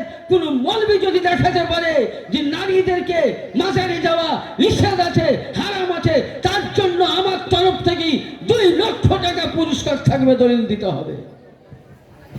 নারে তাকবীর, নারে রিসালাত, নারে হায়দারি, নারে গো মাওলা পাক কি দামত, আকা মাওলা কিবলা কাবা হুজুর সৈয়দ শাহ ইয়াসুফ আলী আল কাদরি, কিবলা কাবা হুজুর সৈয়দ শাহ ইয়াসুফ আলী আল কাদরি, নারে তাকবীর। তাহলে বুঝা গেল। আরো কত দলিল দিব? আল্লামা মোহাম্মদ বিন আলী মানবী শেখ জামে আজহারি বলছেন, জিয়ারাতুল কুবুরি তারাতান ইকসিদু বিহাল মাওয়াজ্জাতু বিল আমওয়াত, ওয়া হাযা কালামু ইয়াজমাউল কুবুরুল আমওয়াত, আতারাতান ইয়াকসিদু বিহাল ইসতিমাদুত তাবারুক বিল মাসউর, হাযা ইয়াখতুসু বিল আমবিয়া আউলিয়া সালিহিন। আপনি আমি যখন বড় হুজুর পাক বা হায়াতে ছিলেন, পর্দা পাকে যাননি, তখন আপনি আমি যা কিছু চেয়েছি, মনের আশা পূর্ণ হয়েছে, হয়নি? প্রত্যেকের হয়েছে। তো ওইরূপ হাদিস শরীফের মধ্যে আল্লামা মাহমুদ বিন আলী বালবি তিনি বর্ণনা করছেন যে আল্লাহর ওলি জীবিত থাকাকালীনে ইনাদের যতটা পাওয়ার ছিল, ইনারা রওজা পাকে যাওয়াতে তাদের দ্বিগুণ পাওয়ার হয়ে যায়। উনার কাছে জীবিত যখন ছিলেন বা হায়াতে ছিলেন, তখন তোমরা যা দোয়া করেছো সঙ্গে সঙ্গে পেয়েছো। উনি রওজা পাকের ভিতরে থাকলেও তুমি দোয়া করো, তোমার দোয়া সঙ্গে সঙ্গে কবুল হয়ে মনের আশা পূর্ণ হবে। আজকে আমরা দেখবেন ইয়া শেখ আব্দুল কাদের জিলানী বলি তোদের চুলকানি লাগে, ইয়া গৌস বলি চুলকানি লাগে। এর মানে কি? ইয়া শেখ ইয়া গৌস এর মানে হচ্ছে হে আল্লাহ, তোমাকে গৌসে আজমের ওয়াস্তা দিয়ে বলছি, হযরত তোমাকে আমার পীর মুর্শিদ পাকের ওয়াস্তা দিয়ে বলছি, তোমাকে আমার মাওলা পাকের ওয়াস্তা দিয়ে বলছি, পাক পাঞ্জাতনের ওয়াস্তা দিয়ে বলছে, আল্লাহ তুমি আমার মুসিবত থেকে ছুটকারা দাও। ওসিলা ছাড়া কোনো কাজ হবে না। হবে? হ্যাঁ হবে? আপনারা বলেন, ওসিলা ছাড়া কোনো কাজ হবে? হ্যাঁ হবে না। আচ্ছা, যেমন ধরুন এই হাদিসটা আপনারা অনেকেই শুনেছেন, কিন্তু আজকে আমি আবার রিপিট করছি। 86 হাদিস তিরমিজি শরীফ। নূহ আলাইহিস সালামের নৌকাতে যারা চেপেছিল তারা কি হয়েছিল? হ্যাঁ নাজাত পেয়েছিল। হ্যাঁ, আর যারা চাপেনি ডুবে গেছিল, ধ্বংস হয়ে গেছিল। আল্লাহ নবী কি বলেছিলেন আরফাতের ময়দানে নিজের উটের উপরে চেপে, যে আমি তোমাদের কাছে দুইটি জিনিস কি রেখে যাচ্ছি, ভারী বস্তু। কি? আমার কোরআন, আল্লাহ, আমার আহলে বাইয়াত। নবী তো রেখে গেছেন ইনাদেরকে। হ্যাঁ তাই তো? প্রতিটা নবীর একটা সুলভ ছিল না? আদম আলাইহিস সালামের পর শীষ আলাইহিস সালাম, শীষের পর শীষ নবী, এইভাবে আস্তে আস্তে প্রত্যেক নবীদের একটা সাজরা ছিল না? হ্যাঁ, যেমন ধরুন এখন আমারই কথা বলি, যদি আমার সন্তান না থাকে তাহলে আমার বংশে কেউ থাকবে আমার তরফ থেকে? হ্যাঁ থাকবে? মেয়ে তো বিয়ে হয়ে গেলে তখন তো অন্যদিকে চলে যাবে। হ্যাঁ, তো নবীর ঘরানার সৃষ্টি হয়েছিল কোথা থেকে? মাওলা আলী খাতুনে জান্নাতে পাক আলাইহিস সালামা থেকে। হ্যাঁ, আর ইনাদের নসল থেকে দুই ইমাম পাক, আর তিনাদের কাছ থেকে আমাদের এ দরবার পাক। এরা আহলে বাইত, এরাই নবীর আওলাদ। কোরআন বলছে ইন্না শানিয়াকা হুয়াল আবতার, যে হে নবী আপনার আওলাদ কিয়ামত অবধি আসতেই থাকবে। আর সারা পৃথিবীর নবী যেমন বললেন, নবী পাক যেমন বললেন যে কিয়ামতের ময়দানে সমস্ত নবীদের বংশ বন্ধ হয়ে যাবে, মনকাতা হয়ে যাবে, কিন্তু কিয়ামত অবধি আমার বংশ জীবিত থাকবে। আজকে আদম নবীর বংশ পরিচয় আছে? আছে কি? আছে কি? নাই। শীষ নবীর নাই, সুলাইমান নবীর নাই, ইয়াহিয়া নবীর নাই, দাউদ নবীর নাই, ইউসুফ নবীর নাই, মুসা নবীর নাই, হারুন নবীর নাই। কিন্তু আল্লাহর নবী বললেন যে পৃথিবীতে সমস্ত নবীদের সুলভ বংশ বন্ধ হয়ে যাবে, কিন্তু কিয়ামত অবধি আমি রাসূলুল্লাহ বলে গেলাম আমার বংশ জীবিত থাকবে। কিয়ামত অবধি আমার বংশ আসতে থাকবে। ইন্না শানিয়াকা হুয়াল আবতার, কোরআনের আয়াত মোতাবেক বোঝা গেল যে নবীর বংশ আজও মেদিনীপুর দরবার আছে, কালও থাকবে। কিয়ামত অবধি না আসার আগে অবধি নবীর বংশ মেদিনীপুর দরবার জিন্দাবাদ হয়ে এরাই হলেন নবীর আওলাদ, ঘরানা। তো বলতে চাইছিলাম, আল্লাহ নবী বললেন আমি তোমাদের কাছে কোরআন এবং হাদিস আহলে বাইত রেখে গেলাম। তো যারা কোরআন ধরেছে, কোরআন ধরলো মানলো, তারপরে আহলে বাইত। তাহলে নূহ আলাইহিস সালামের নৌকাতে যারা চেপেছে তারাই পরিত্রাণ। এখানে কি বলা হয়েছে? মাসালু আহলি বাইতি মিসলু সাফিনাতু ফিন নূহি রাকাবাতু ফিহা নাজওয়াতু মিন তাখাল্লাফু আনহা গারকুল। যারা নূহ নবীর কিস্তিতে চেপেছিল তারা পরিত্রাণ। এটা নূহ নবীর কিস্তির মিসাল বলা হয়েছে, তার মিসল বলা হয়েছে। কিন্তু লক্ষ্য করেন যে নূহ নবীর নৌকাতে চাপলো, তারা করলো কি? বন্যা থেকে নিজের জীবনকে বাঁচালো, পানিতে ডুবা থেকে বাঁচালো, ক্ষতি থেকে বাঁচালো। আর যারা নূহ নবীকে মানেনি তারা ডুবে ধস হয়ে গেল। কিন্তু এই দরবারটা নূহ নবীর কিস্তি ছিল, কিন্তু নূহ নবীর কিস্তির চাইতে এই কিস্তি অতি উত্তম। কারণ আমি বলছি না, হাদিস বলছে আদম নবীর জামানায়, ওই জামানায় যদি কেউ ওলি হয়েছেন তো আলীর বেলায়েত নিয়ে ওলি হয়েছেন। নূহ নবীর জামানায় কেউ ওলি হয়েছেন তো আলীর বেলায়েত নিয়ে ওলি হয়েছেন। শীষ নবীর জামানায় কেউ যদি ওলি হয়েছেন তো আলীর বেলায়েত নিয়ে হয়েছেন। জাকারিয়া নবীর জামানায় কেউ যদি ওলি হয়েছেন তো আলীর বেলায়েত নিয়ে হয়েছেন। ওই জামানায় 1,24,000 মতান্তরে 2,23,999 জন নবী ও রাসূল কেউ যদি ওলি হয়েছেন তিনার জামানার উম্মতেরা, তো আলীর বেলায়েত ছাড়া ওলি হয়নি। তাহলে নূহ নবীর কিস্তির চাইতে, যারা নূহ নবীর কিস্তিতে পা দিয়েছিল তারা পানি থেকে বেঁচে গেছিল।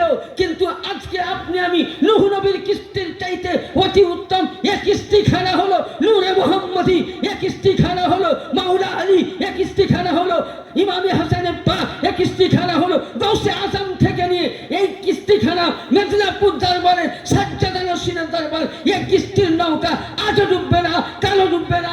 আপনি আমি নিয়ে এই কিস্তি ধরে আছি, মানে জান্নাতের রাস্তাতেই আছি আমরা। কারণ कश्ती डूब नहीं सकती मौज की तूफानों में, कश्ती डूब नहीं सकती मौज के तूफानों में, जो कश्ती हो मौला अली की निगाह में। আমরা মাওলা আলীর নিগাহের কাস্তিতে, কারণ আমাদের যিনি সাজ্জাদা নাসিনী তো খোদ মাওলা আলীর औलाद লুত। তাহলে আমার আকা মাওলা হলেন সমস্ত জিনিসের। কি মাওলা আলী কে ছিলেন? ইনি জান্নাত বন্টনকারী, জাহান্নাম বন্টনকারী। আর মাওলা আলীর মোহব্বত ছাড়া, কোনো আহলে বাইতের মোহব্বত ছাড়া নামাজি হবে না। হবে? ছোট্ট কথা বলি মিডিলে, যেমন ধরুন আল মুস্তাদরাকুল হাকিম কিতাবের নাম। তো এই কিতাব পাকের মধ্যে হাদিসে বর্ণিত আছে, কোন ব্যক্তিকে যদি 70,000 নবীর নেকি দেওয়া হয়, কত হাজার? 70,000 নবীর নেকি। আচ্ছা, নবীর নেকি পেলেও বান্দা জান্নাতে যাবে না জাহান্নামে যাবে? মত কি বলে? জান্নাতে যাওয়ার রাস্তা, তাই তো? ওর কাছে যদি তাহাজ্জুদের নামাজ ভরপুর হয়ে থাকে, ওর কাছে যদি রোজা ভরপুর হয়ে থাকে, নামাজ কাজা নাই, জাকাত কাজা নাই, হজ কাজা নাই, এমনকি কাবা বাইতুল্লাহ তওয়াফ করছে রোজা রেখে, হাজারে আসওয়াদে চুমা দিয়েছে এবং কাবা বাইতুল্লাহর গিলাফ ধরে আছে এবং ওর অন্তরে সবই আছে, যদি হুব্বে আহলে বাইত চুল পরিমাণ না থাকে, তার জন্য আল্লাহ কোরআনে বলছে ফি নার জাহান্নামা খালিদিনা ফিহা। বুঝা গেল ওই জায়গাতে জান্নাতের জন্য 70,000 নেকি কাজ, নবীদের নেকি কাজে আসলো না, নামাজ কাজে আসলো না, জাকাত কাজে আসলো না, হজ কাজে আসলো না, রোজা কাজে আসলো না, জাকাত কাজে আসলো না, এমনকি কাবা বাইতুল্লাহ চাদর ধরে গেলাম ধরে মারা গেলেন, তবুও জাহান্নামে যাবেন। কারণ অন্তরে আহলে বাইত নাই, যার মধ্যে হুব্বে আহলে বাইত নাই, তার মধ্যে জান্নাত নাই। ইয়ানি বুঝা গেল নামাজের চাইতে উত্তম আমার আহলে বাইত, রোজার চাইতে উত্তম আহলে বাইত, হজ চাইতে উত্তম আহলে বাইত, জাকাত চাইতে উত্তম আহলে বাইত, ইসলাম চাইতে উত্তম আহলে বাইত, কাবা চাইতে উত্তম মাওলা আলীর ঘরানা, কাবা চাইতে উত্তম আলীর বংশধর। আজ আপনি আমি সৌভাগ্য জানিলাম যে মাওলা আলীর ঘরানাকে পেয়েছি, সমস্ত ঈমানের মূল পেয়ে নিয়েছি। দাদা, এটা নসিব আপনার আমার যে এই দরবারে বছরে হোক, 6 মাসে হোক, একদিনে হোক, কপা তো ঠেকাতে পেরেছি। আর আমরাই সঠিক পথে আছি, এটা জেনে নেন, আমরাই সঠিক পথে আছি। আজকে যার উরুস পাক, তিনার কারামত পাক শুনবেন, ছোট্ট করে দরুদে পাক পড়ুন, ইনশাআল্লাহ শোনাবো। আল্লাহুম্মা সাল্লি আলা সাইয়্যিদিনা মাওলানা ওয়া নাবিয়িনা ওয়া শাফিয়ানা মুহাম্মদ আলা আলি মুহাম্মদ ওয়া বারিক ওয়া সাল্লিম। সাল্লাল্লাহু আলাইহি ওয়াসাল্লাম। আসুন, লকডাউনের পর এ কারামতের জন্য আমি সাক্ষী আছি। এবং আমি যেখানে চাকরি করতাম রামপুরহাটে, ওই মাদ্রাসার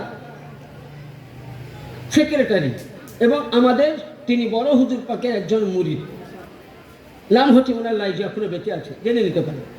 আর ওই মাদ্রাসার একজন সভাপতি যিনি অন্য পীরের মুরিদ ছিলেন, খুব মন দিয়ে শুনবেন, মানে পয়সাওয়ালা মানুষ, রামপুরহাট শহরে 2 নম্বর র্যাঙ্কে। ওনার স্ত্রীকে এমনই অসুখ হয়েছিল যে উনি আমেরিকা পর্যন্ত নিয়েছেন, ডাক্তার আমেরিকাতেও জবাব দিয়ে দিয়েছেন। বাড়ি আনলেন তখন কেবল মানে শ্বাসটা চলছে। এশার নামাজ পড়ে আমাদের মাদ্রাসার শিক্ষকগণ আমরা সকলে মিলে দেখতে গেলাম। হাজি সাহেব উনি চুপ করে বসে আছেন, কাঁদছেন, হাজার হলেও স্ত্রী, তাই তো। তো দেখলাম মানে কিছু কালাম পাক পড়ে দোয়া করলাম। আমারই পীর ভাই লাইজুকে বলছি, ভাইজান এক কাজ করুন, কেন ওই যেটা আমাদের মেদিনীপুরের পীর পুকুরের পানি আছে, 1 ফোঁটা তিনার মুখে দিয়ে দেন, যদি আল্লাহ পাক তিনারা হায়াত দিয়েছেন তো অসুখ শিফা হয়ে যাবে। তো হাজি সাহেব বলছে নিয়ে এসো বাবা। যদি উনি কিন্তু অন্য পীরের মুরিদ হলে কিন্তু আমাদের দরবারকে উনি শ্রদ্ধা করতেন এবং উনি আসতেন, প্রতি উরুস পাকে আসেন। মুরিদ অন্য জায়গায় কিন্তু আসেন, লোকে এখনো আসেন।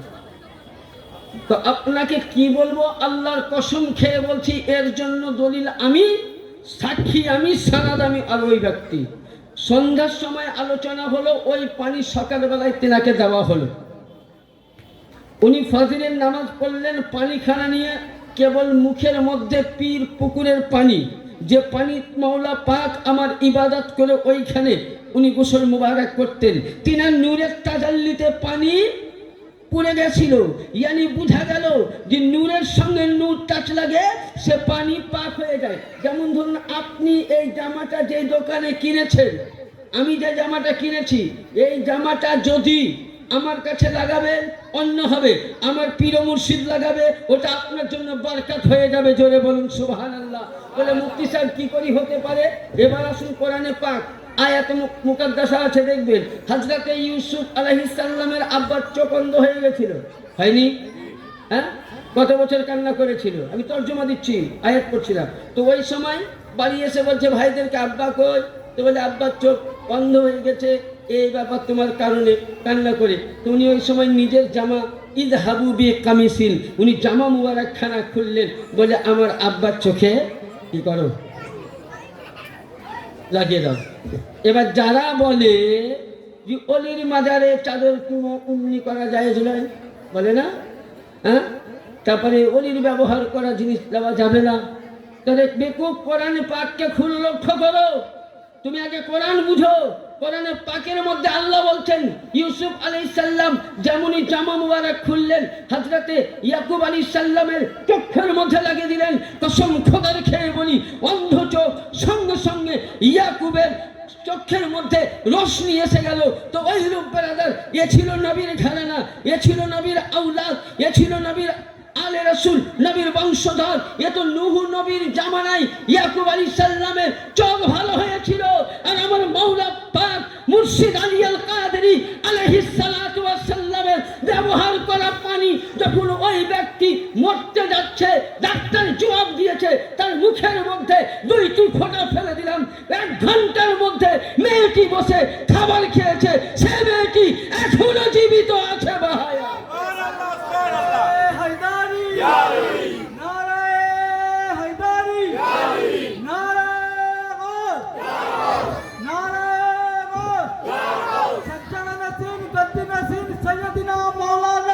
यासूब अली अल कादरी, सच्चा नसीन गद्दी नसीन सैयदना मौलाना यासूब अली अल कादरी, नारे तकबीर। তাহলে আজকে আপনার আমার সৌভাগ্য, আরে আমরা চোখে দেখেছি, আমরা কানে শুনেছি গৌসে পাক মুর্দাকে জীবিত করেছেন, তারই আওলাদ আমার সামনে মরা মানুষকে জীবিত করে এখনো, ইয়ানি তিনাদের কাছে যেমন গৌসে পাক বলেছিলেন যে সারা দুনিয়াটা যেমন আল্লাহ হুকুম চালিয়েছেন ওই রকম আমার হুকুমে চলে। আর ইনারাই হলেন গৌসে আজমের আওলাদ, ইয়ানি গৌসে পাকের যতটা পাওয়ার মেদিনীপুর দরবারের সমস্ত সাজ্জাদা নসিনের অতটাই পাওয়ার দিয়েছে। ইয়ানি তারা নূরে নূর, ইয়ানি নূরুন আলা নূর, যেমন নবী নূর, আলিয়া নূর, ফাতেমা নূর, হাসান নূর, হুসাইন নূর, বারো ইমাম নূর, গৌসে পাক নূর, গৌসে সানিয়া পাক নূর, কুতবে বাড়ি পাক নূর, কুতবে রব্বানি পাক নূর, মাওলা পাক নূর, এবং পীর মুর্শিদ পাক নূর, বড় হুজুর পাক নূর, বড় হুজুর পাক নূর। বর্তমান যিনি ওয়ালিদের বেলায়েতের সম্রাট ছোট হুজুর পাক তিনিও নূর, সাজ্জাদা নসিন ইনিও নূর, ইনি হলেন প্রত্যেকেই হলেন নূরুন আলা নূর। তার জন্য বেরেলির আহমদ রাজা, বেরেলির মাথার তার যারা ওকে মানে সে বলছে তেরে নসলে পাক মে है बच्चा बच्चा नूर का तू है आईना नूर तेरा सब घराना। बोले तेरे नस्ल पाक में जी है नबी, तेरे नस्ल पाक में है बच्चा बच्चा হে নবী তুমি তো নূর, তোমার নসল থেকে কিয়ামত অবধি যত আসবে সবই নূর। তু है आईना नूर, তুমি সত্যিকারী নূর, তেরা সব ঘরানা। আরে তোদের ইমাম আমাদের সাজ্জাদা নসিনকে নূরে বলেছে, খোদার নূরে মোহাম্মদী, আর তোদেরকে মানতে চুলকানি কেন লাগে? তাহলে তোদের ইমামকে তোরাই মানিস। আর বলে আমরা মশলাকে আল্লাহ হযরতকে খুব মানি, কিনা? যদি কিতাব খোলা যায় না তো ওরা কারো কাপড় খুলে যাবে, কারণ এটা হলো আমার খাস রাসূলের দরবার। আমি বলেছি একদিনও, এটা আমি বহু জায়গায় বলি যে এই দরবারে, ওলির দরবারে এসছি আমরা। এটা ওলির দরবার নয়, আহলে বাইয়াতের ঘরের দরবার। এটা হলো ওলির তৈরি করার কারখানা। মাদ্রাসায় যেমন মৌলবি তৈরি হয়, স্কুলে মাস্টার তৈরি হয়, কলেজে প্রফেসর তৈরি হয়, মেডিকেল কলেজে ডাক্তার তৈরি হয়, কেউ মাঠে লেবারি কাজ করছে লেবার তৈরি হয়, বিভিন্ন ফ্যাক্টরি বিভিন্ন জিনিস তৈরি হয়। রাজমিস্ত্রির কাছে যাবেন, ইট বালি সিমেন্ট দিয়ে রাজমিস্ত্রি হয়। কিন্তু এই দরবারে আজকে দেখুন, সারা পৃথিবী লক্ষ্য করে দেখুন, ইয়ানি এই দরবারটাই এমন দরবার যে আজ থেকে বড় কোরবানি আপনি আমি কি দেই? কোরবানির সময় ছাগল গরু জবাই করি, তাই তো? হ্যাঁ হ্যাঁ, বলুন তো কোনো নিজের বেটাকে যেখানে জীবনে আসতে পারবেন না সেই জায়গায় রেখে আসতে পারবেন? পারবেন? কোনো মায়ের লাল আছে? যখন এই ভারতবর্ষের মধ্যে মোহাম্মদ বিন আব্দুল ওয়াহাব নাজদি অত্যাচার বাড়লো, ওই সময় গৌসে সানি পাকের আব্বাজান হযরত সৈয়দিনা সৈয়দ শাহ আব্দুল্লাহ জিল্লি আলাইহিস সালাম দুই সন্তানকে নিয়ে, চার সন্তানকে নিয়ে আসলেন। দুই সন্তানকে বাংলার সরজমিনে রেখে গেলেন। এর চাইতে কুরবানি আর হতে পারে না, যাদের সঙ্গে কোনোদিন দেখা হবে না। হযরত সৈয়দিনা আব্দুল্লাহ জিল্লি আলাইহিস সালাম, উনি দুই সন্তান আর তিনি তিনজনে সাজ্জাদা নসিন পাক বাগদাদের দিকে ফিরে গেলেন। ওই জামানাতে গৌসে সানি পাক এবং কুতবে বাড়ি পাক এ বাংলার মানুষের ওয়াহাবিদের সঙ্গে নাজদিদের সঙ্গে লড়াই করে ইমানের তলোয়ার নিয়ে আপনার আমার হাতে আসলে হাদিসে কোরআনে পাক তুলে দিয়ে গেছে। যদি ইমান বাঁচিয়েছেন তো আমার গৌসে সানি পাক, বিহারের যদি ইমান তাজা করেছেন তো কুতবে বাড়ি পাক। আর তোমরা এই দরবারটাকে করো, তোমাদের আহমদ রাজা কোথায় ছিল? তোমাদের আশরাফ আলী থানভী কোথায় ছিল? ভারতবর্ষে সর্বপ্রথম বাংলার বুকের ইমান যদি বাঁচিয়েছেন তো গৌসে সানি পাক। হ্যাঁ, উঠাও ইতিহাস, আমি বলবো না, ইতিহাসে আসো। তাহলে সৌভাগ্য এই দরবার থেকে ওলি তৈরি হয়, বন্টন হয়। এই দরবারে হাজারো হাজার কি ওলি তৈরি হয়। তাহলে এই দরবার যে আমরা পেয়েছি প্রত্যেকেই একদম খুব খাঁটি দরবার। এই দরবার থেকে যারাই ভটকে গেছে, কারণ ৭৩টা ফিরকা হবে। কয়টা ফিরকা? ৭২টা কি? ওরাও জাহান্নামে যাবে? এত নামাজ পড়ছে ওরা, দিন রাত তবলিগি করছে, ছিল্লা করছে, খুল্লা করছে, ওরাও জাহান্নামে যাবে? হজ করছে, জাকাত দিচ্ছে, রোজা রাখছে, ফরজ করছে, নফল করছে, হ্যাঁ? আজকে তবলিগ বলবেন, ইও বলবে আমি আহলে সুন্নাত, দেওবন্দ বলবে আমি আহলে সুন্নাত, সকলে আহলে সুন্নাত। তো আহলে সুন্নাত কে আর জান্নাতি কে, দুইটা দল শুনুন। ইমাম ফখরুদ্দিন রাজি রহমতুল্লাহ আলাই তিনার কিতাবে পাক তাফসিরে কবির চতুর্থ খণ্ডের মধ্যে বলছেন কি, আমাম্মা তাআলা হুব্বে আলে মুহাম্মাদিন সাল্লাল্লাহু আলাইহি সাল্লাম আহলে সুন্নাত ওয়াল জামাতা। ইমাম ফখরুদ্দিন রাজি বলছেন যে প্রতিটা মাযহাবের কাছে নেকি থাকবে জান্নাতে যাবার মতন, কিন্তু পরিচিত আহলে সুন্নাত ওই ব্যক্তি যার মধ্যে আহলে বাইয়াত আছে, যার মধ্যে আলী আছে, যার মধ্যে হুসাইন আছে, যার মধ্যে ফাতেমা আছে, যে আলী আলী করলো, হুসাইন হুসাইন করলো, ফাতিমা ফাতিমা করলো, গৌসে আজমের জানকা বাজালো, সেই ব্যক্তি আহলে সুন্নাত ওয়াল জামাত। এদেরকে বাদ দিয়ে যারাই থাকবে তারাই পথভ্রষ্ট ওয়াহাবি বিদ্রোহ। এটাই সঠিক। আর এটাই যে আলী আলী করে সেই হলো পরিচিত আহলে সুন্নাত।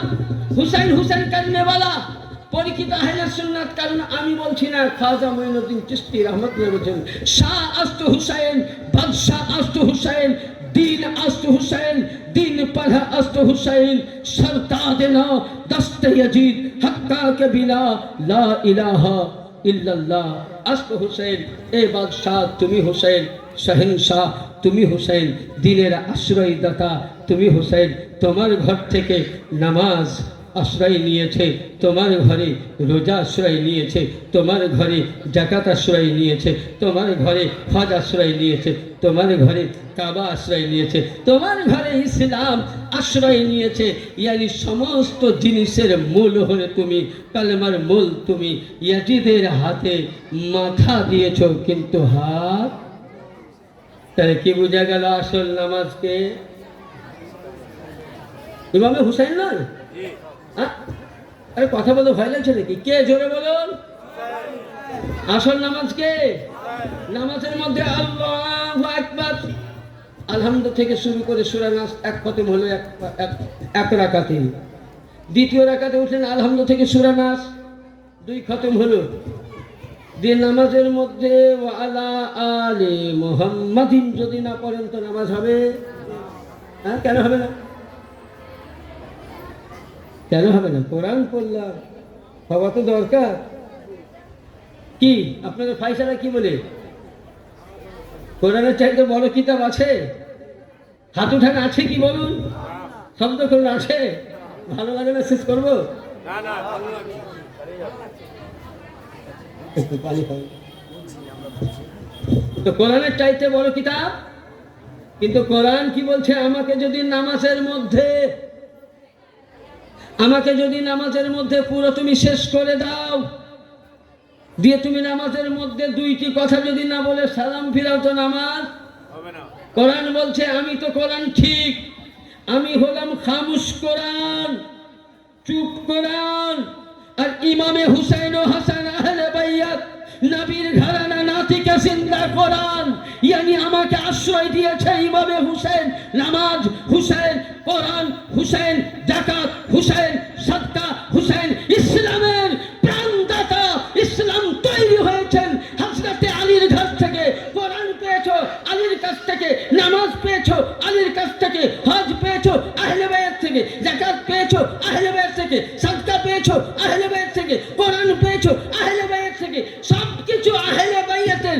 ভিক্ষা সাদকা পাওয়ার পরে তোমরা যদি আহলে বাইতকে না মানো, নামাজ নিয়ে না পাও, তো আমি কসম খোদার খেয়ে বলি এসব মুল্লাদের নামাজ কিয়ামতের ময়দানে জাহান্নামের বালা করে গলায় পরানো হবে।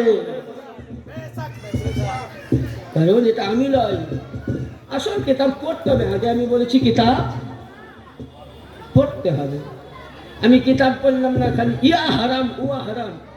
আরে মাদ্রাসায় সব পড়া হয় না। মাদ্রাসায় দার্শনিক কিতাব আমার চাইতে বড় বিখ্যাত মহাজ্ঞানী, যিনি বাংলা দিক দিয়ে এবং হাদিস ও কোরআন দিকে মহাজ্ঞানী, জনাব হযরত আলহাজ মাওলানা ওলিউল্লাহ কাদের সাহেব, যিনি আমাদের দরবারের একজন খাস আলেমের দিন, তিনি আছেন, ইনশাল্লাহ বলবেন। উনি যতক্ষণ অব্দি আসেননি ততক্ষণ আমি বলছি। তাহলে কি বোঝা গেল যে আমরা এমনই একটা দরবারে পাকের কাছে পেয়েছেন যিনারা সব কিছুই। তাহলে আমাদের হাসরে ভয় হবে, মিজানে ভয় হবে, পুলসেরাতে হ্যাঁ ভালো আবার ভালো না। তাহলে আমাদের ভয় হবে? হ্যাঁ, তাইলে আমরা কিয়ামত অবধি এই দামান ধরে থাকবো না ছেড়ে দিব? হ্যাঁ, ধরে থাকবো তো। আমার বড় হুজুর পাক আকাও কিবলা কি বলে গেছিলেন জানেন? উনি একটা পাক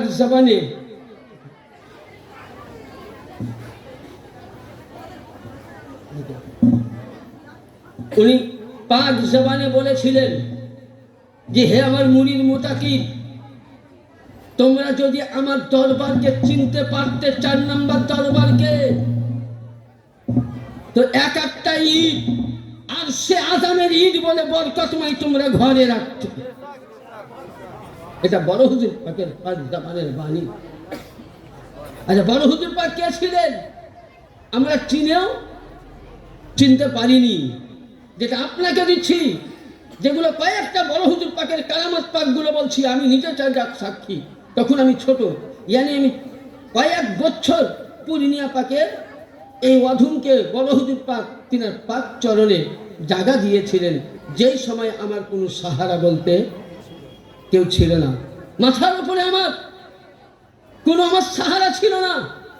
ছোট্ট অবস্থায় আমার পিতা মাতাকে হারাই, কিন্তু ওই 5টি বছরে যখন আমি একটুকু চলতে শিখলাম, 4 বছর বা 5 বছর থেকে ওই দরবারে আমাকে আমার আকা মৌলা জায়গা দিয়েছিলেন। তো আমি কাম পাক করতাম, ছোট তখন কি আর কাম পাক করবো, মানুষের কথা শুনতাম রান্নাশালায়, আর কখনো খানকা পাকে ঝাড়ু পাক করতাম। এই ঝাড়ু পাক করতে করতে মালিক পাক যখন 4 বার যাওয়া হলো পূর্ণিয়া পাক আমার জামানায়, তো ওনাকে একদিন আমরা রেখে আসলাম। তখন শহীদগঞ্জের রাস্তাটা খুব একটা ভালো ছিল না, সাঁকোটা খারাপ ছিল।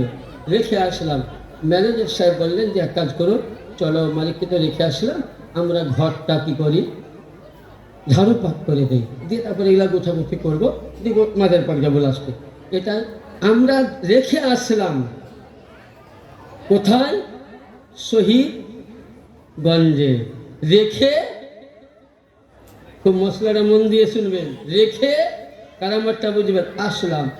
এসে আপনাকে কসম খোদার খেয়ে বলছি, এটা আমি আপনাকে মিথ্যা বলি না, যার সাক্ষী আমি আছি, এবং সে ম্যানেজার এখনো আছে। যদি কেউ নাম জানতে চান তো আমি বলে দেবো, আপনি বলবো না। যখনই রেখে আসলাম, উনি একটা ঝাড়ু পাক নিলেন ওপরে ঝুল ঝাড়ার জন্য, আমি নিচে ঝাড়ু নিলাম।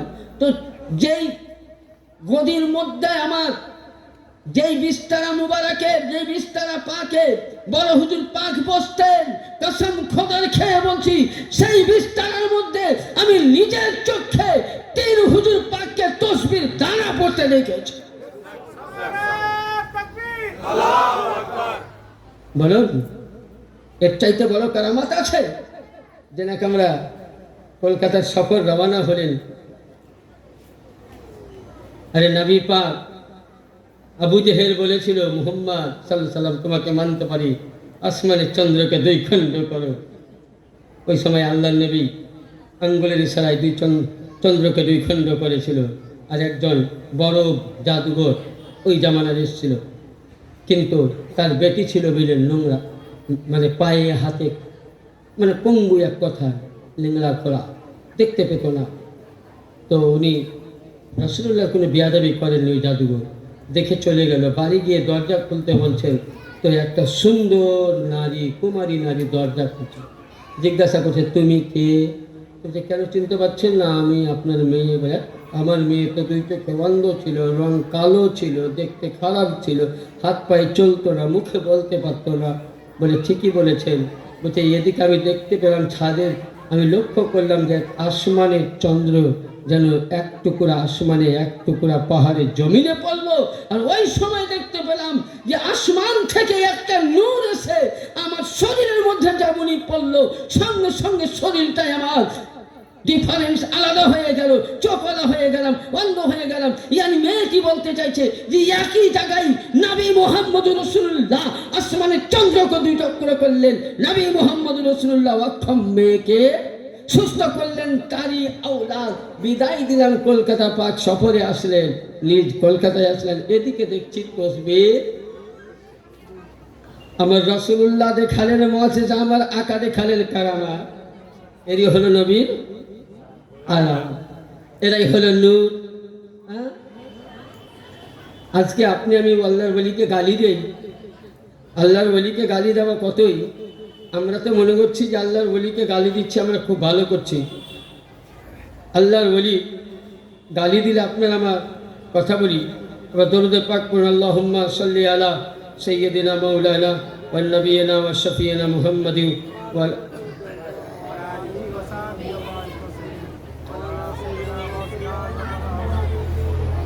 আসুন হাদিসে পাক আপনাদের শোনাই।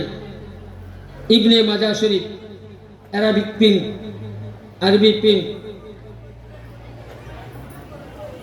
ইবনে মাজাহ শরীফ আরবি প্রিন্ট, কিতাবুল ফিতনাত, ফিতনাত মানে দ্বন্দ্বর বায়ান, ওয়াহাবিদের ফিতনার ব্যাপারে এটা আছে মশলা, ওই মশলা থেকে হাদিসটা দিয়েছে। কি লিখেছেন? হাদিস নাম্বার 3989, হাদিস নাম্বার 3989, পৃষ্ঠা নাম্বার সাফা নাম্বার 571, সৌদি আরবের প্রিন্ট। কিতাবটার মধ্যে বর্ণনা হয়েছে, যদি কোনো ব্যক্তি, কোনো মুসলমান নামাজি, নামাজ পড়ে, রোজা করে, সবই করেছে, কোনো ব্যক্তি যদি আল্লাহর ওলি সঙ্গে বেয়াদবি করে, ওলি, আমি এদিকে পরে যাচ্ছি, আগে ওলিটা বুঝাচ্ছি, এই আল্লাহর ওলির সঙ্গে যদি বেয়াদবি করে, আল্লাহ বলছেন আযানতাহু বিল হক, যে ব্যক্তি আমার ওলির সঙ্গে দুশমনি করলো, আমি আল্লাহ তার সঙ্গে কিয়ামতের ময়দানে যুদ্ধ করব। তার সঙ্গে, ওলির সঙ্গে মানে বন্ধুদের সঙ্গে। ওলি মানে কি? বন্ধু, খাস লোক। তাহলে ওলির সঙ্গে দুশমনি, ওলি কোথা থেকে হলো? নবীর আওলাদের কাছ থেকে, আহলে বাইত থেকে। তাহলে আহলে বাইতের ঘরানা থেকে যারা ওলি হলো, আপনার আমার পীর মুর্শিদের দরবার থেকে যারা বেলায়াত পেয়েছে, যিনি এখন বর্তমান জামানার ছোট হুজুর পাক, যিনি বেলায়াতের সম্রাট, যিনি বেলায়াত বন্টনকারী, তিনার কাছ থেকে যারা বেলায়াত পেয়েছে, বড় হুজুর পাকের কাছ থেকে যারা বেলায়াত পেয়েছে, ইয়ানি মেদিনীপুর দরবারের সাজ্জাদা নাসিম পাকের কাছ থেকে যারাই বেলায়াত পেয়েছে, সেই ওলির সঙ্গে যদি দুশমনি করে, আল্লাহ তাদের সঙ্গে বলছেন মান আদালি ওয়ালিয়ান ফাকাদ আযানতাহু বিল হক, আমি আল্লাহ তার সঙ্গে ময়দানে মাহশরে নামাজের হিসাব, রোজার হিসাব, যাকাতের হিসাব নেওয়ার আগে তার সঙ্গে আমি কি করব? যুদ্ধ করব। তাহলে আল্লাহর সঙ্গে যারা ওলিকে গালি দিল, আল্লাহ যুদ্ধ করবে। তাহলে যাদের কাছ থেকে বেলায়েত পেলে, সেই ওলির মাথার তাজ আপনার আমার পীর মুর্শিদ, আপনার আমার মাওলা পাক, আপনার আমার গৌসে পাক, আপনার আমার আকা, আপনার আমার জামানার গৌসকে যারা গালি দিল, তো তাহলে বোঝা গেল আরে ওলির সঙ্গে বিয়াদবি করলে আল্লাহ এলানে জান করবে, আর এ দরবারের আহলে বাইত এদের সঙ্গে বেয়াদবি করলে আল্লাহ বলছে আমি জং করব না, আমি যুদ্ধ করব না, আমি তোমার সঙ্গে মারপিট ফাসাদ হবে না, ফি নারে জাহান্নামা খালিদিনা ফিহা, সমস্ত ইবাদত বাদ দিয়ে তোমায় আমি জাহান্নামে ঠেলে দেব। তাহলে এই দরবারের ওলির সঙ্গে যারা বেয়াদবি করবে, তাদের সঙ্গে আল্লাহ যুদ্ধ। আর ওলি খেলাফত করলো কার কাছ থেকে? এই আহলে বাইতের ঘরানার থেকে, আমার হুজুর পাক কিবলা থেকে, আমার বড় হুজুরের কাছ থেকে, ছোট হুজুরের কাছ থেকে, সাজ্জাদা নাসিম পাকের কাছ থেকে। এই খেলাফত পাওয়ার পরে এদের সঙ্গে যদি বেয়াদবি করেন, তা আপনার সঙ্গে যুদ্ধ নয়, ফিনারে জাহান্নামা খালিদিনা ফিহা, ডাইরেক্ট আপনাকে কি জাহান্নামে যেতে হবে। এবার বলুন, জাহান্নামে যাবেন না জান্নাতে যাবেন? কোন দিকে করবেন? কি করবেন? জান্নাতে যাবেন। তাহলে এই জামান ধরে থাকতে হবে তো। কিন্তু আমাদের মধ্যে তো গড়বড় হয়ে গেছে, বুঝলেন? কেউ কেউ বলছে সেই তো মুরিদ তো হলাম, ওই মৌলবীও বলছে তো আপনার বিশ্বাস নয়।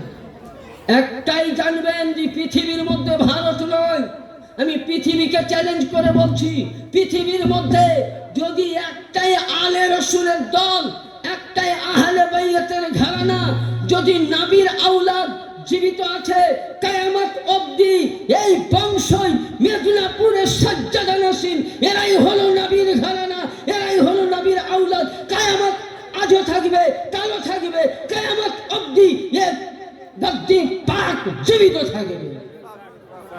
কারণ এ নৌকা কখনোই, যে নৌকার মালিক হলেন মৌলা, আহা, যে মৌলা আলীর আওলাদ, মৌলা আলীর খুন, তাহলে মৌলা আলীর যে পাওয়ার, ইনাদের সে পাওয়ার। আহলে বাইত ইমামে হাসানে পাক, ইমামে হুসাইনে পাক, 12 ইমাম পাক আলাইহিস সালামাদের যে পাওয়ার, গৌসে পাকের ওই পাওয়ার। ইয়ানি তাহলে কি বোঝা গেল? সমস্ত জিনিসের পাওয়ারে মাস্টার হলেন কে? মৌলা আলী। আর এই মৌলা আলীর আওলাদ এমনি যে ইনার যে পাওয়ার দিয়েছেন, ইনার সেই পাওয়ার। তাহলে আমাদের সৌভাগ্য যে আমি একটা কথা বারবার বলি, যে দরবারে মাথা ঠুকতে পেরেছে, এটা আপনার আমার বাবার ভাগ্য। কারণ বলি তৈরি হয়, মুরিদ তৈরি হয় না। এটা আপনাকে আমাকে জায়গা দিয়েছেন, এটা আমাদের বড় নসিব। আপনাকে আমাকে ওই আস্তানায় যেতে দিয়েছেন, এটা বড় নসিব। আর এই দরবারকে আপনি আমি যদি ধরে থাকি, এই দরবারকে আপনি আমি যদি একড়ে ধরে থাকি, কখনোই পথভ্রষ্ট হবেন না।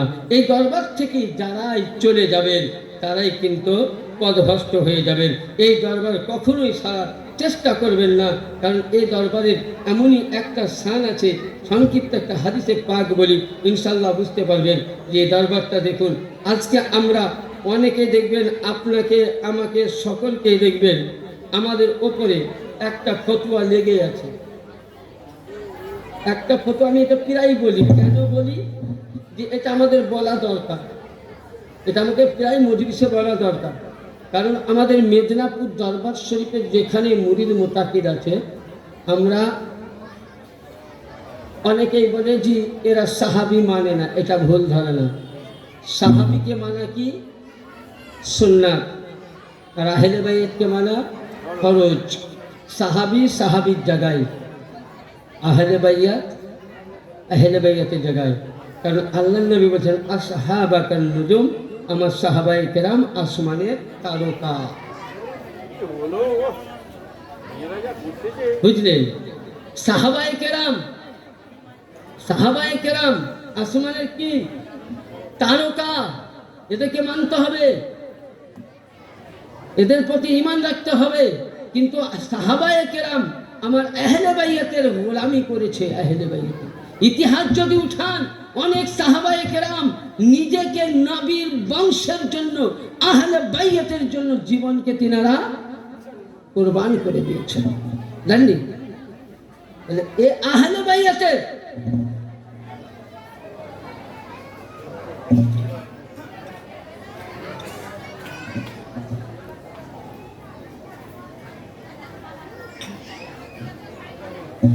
আহলে বাইয়াতের ঘরানা প্রত্যেকটা যারা বলে আমরা সাহাবিকে মানি, তোমরা যদি সাহাবিকে মানো, তাহলে আহলে বাইয়াতকে সাহাবীরা সম্মান করেছেন, তাজিম করেছেন। যে আবু বকর, যাকে তোমরা আউয়াল খলিফা বলো, হযরত আবু বকর বলছেন, মাওলা আলীর চেহারা দেখা ইবাদত, মাওলা আলীর মোহাব্বত করা ইবাদত, মাওলা আলীর জিকির করা ইবাদত, মাওলা আলীর শান তাজকিরা করা ইবাদত, এমনকি মাওলা আলীর মজলিসে বসা ইবাদত। यानी अली अली करा इता इबादत। তাইলে আলী আলী করনে वाला এটা আলীর ইবাদত নয়, স্বয়ং আল্লাহ পাকের ইবাদত। नारे तकबीर, नारे रिसालत, नारे हैदरी, नारे हैदरी। বুঝা গেল?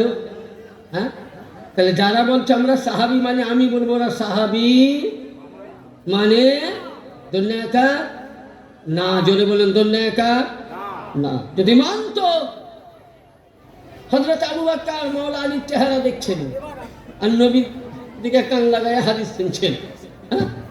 মা আয়েশা সিদ্দিকা বলছেন আলীর জিকির করা, হ্যাঁ?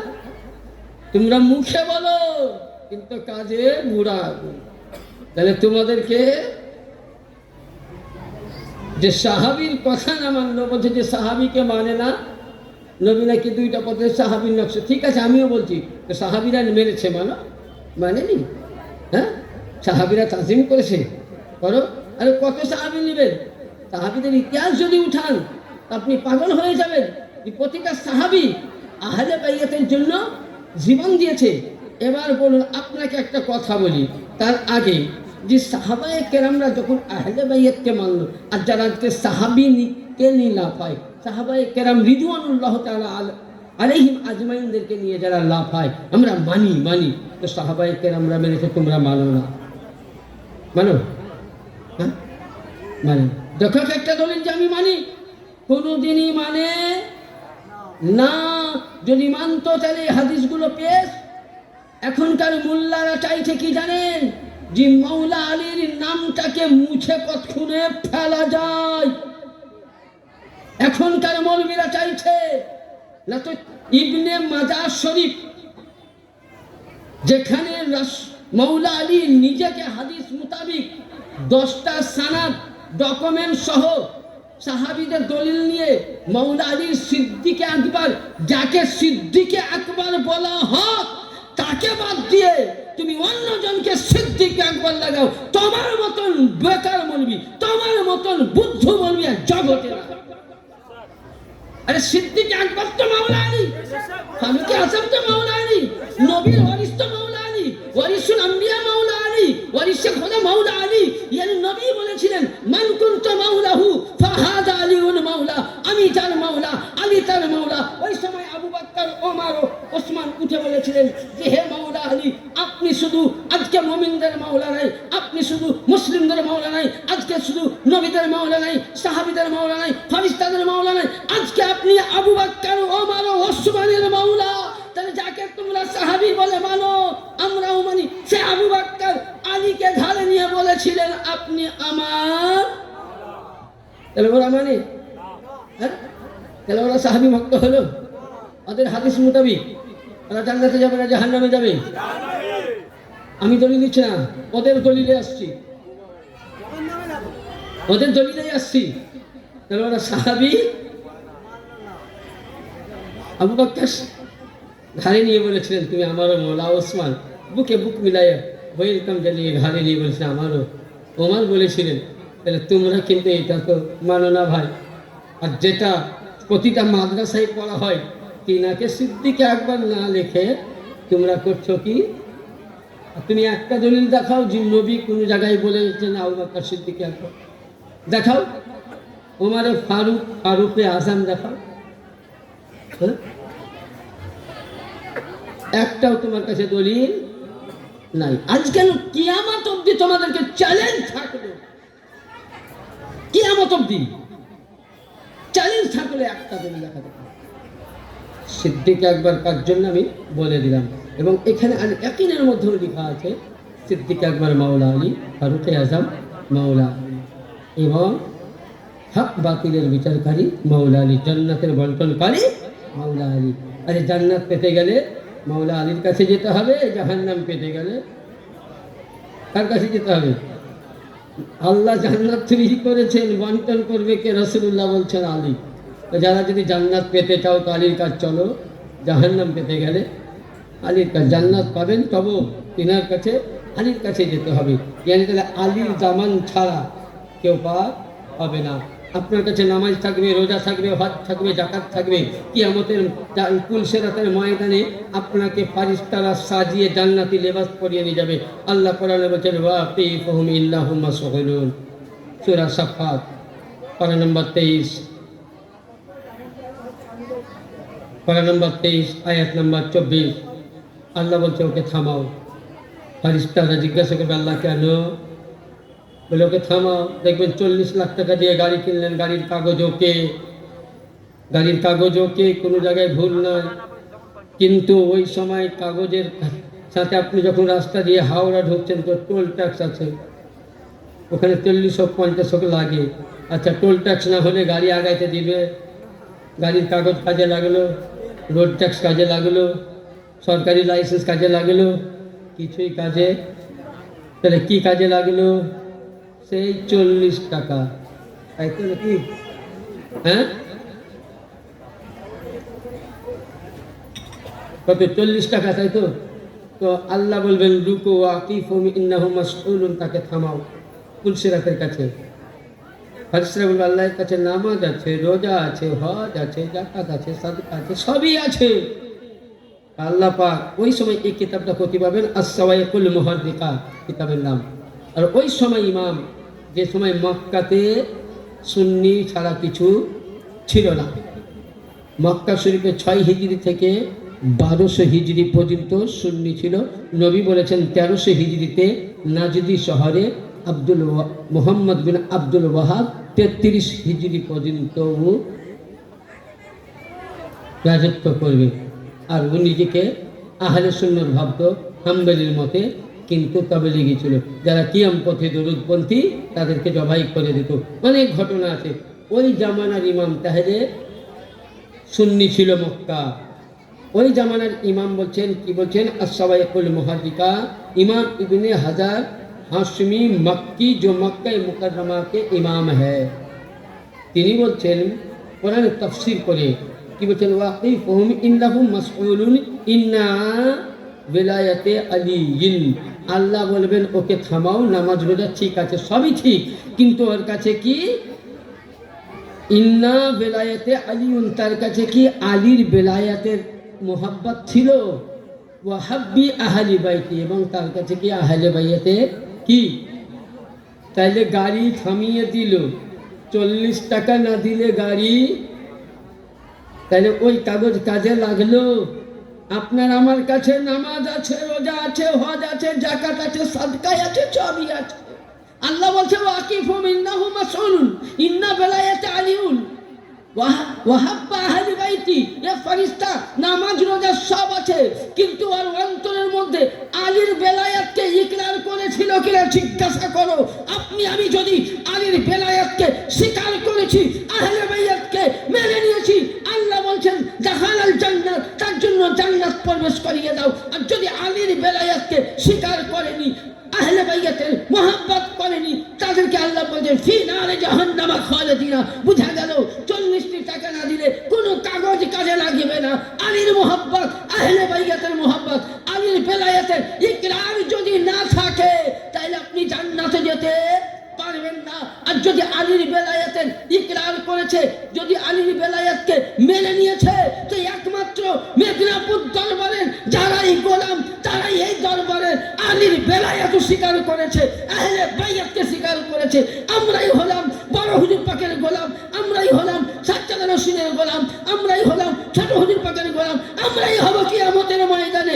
আহলে বাইতের গোলাম আলী ঘরানার সাথে আমরা পেছে পেছে হবই জান্নাতি नारे तकबीर नारे तकबीर नारे रिसालत नारे रिसालत नारे हैदरी नारे हैदरी नारे गौस नारे गौस हमारे आका मौला वर्तमान जमानार इमाम हजरत सैयद शाह यासूफ अली अल कादरी हमारे आका मौला वर्तमान जमानार इमाम हजरत सैयद शाह यासूफ अली अल कादरी नारे तकबीर नारे रिसालत তাহলে মশলা হাল হয়ে গেল হ্যাঁ সঠিক পথে কে আছে তাহলে এদের সঙ্গে আমাদের চিল্লিয়ে কোনো শুনেন মানে কুত্তার চাহা যতই ঘি দিন টানেন যতক্ষণ টানবেন সোজা যেমনই ছাড়বেন এদেরকে যত পড়বে তবেই তো আর আমি আগে বলেছি যে এসব ইলিম পেতে গেলে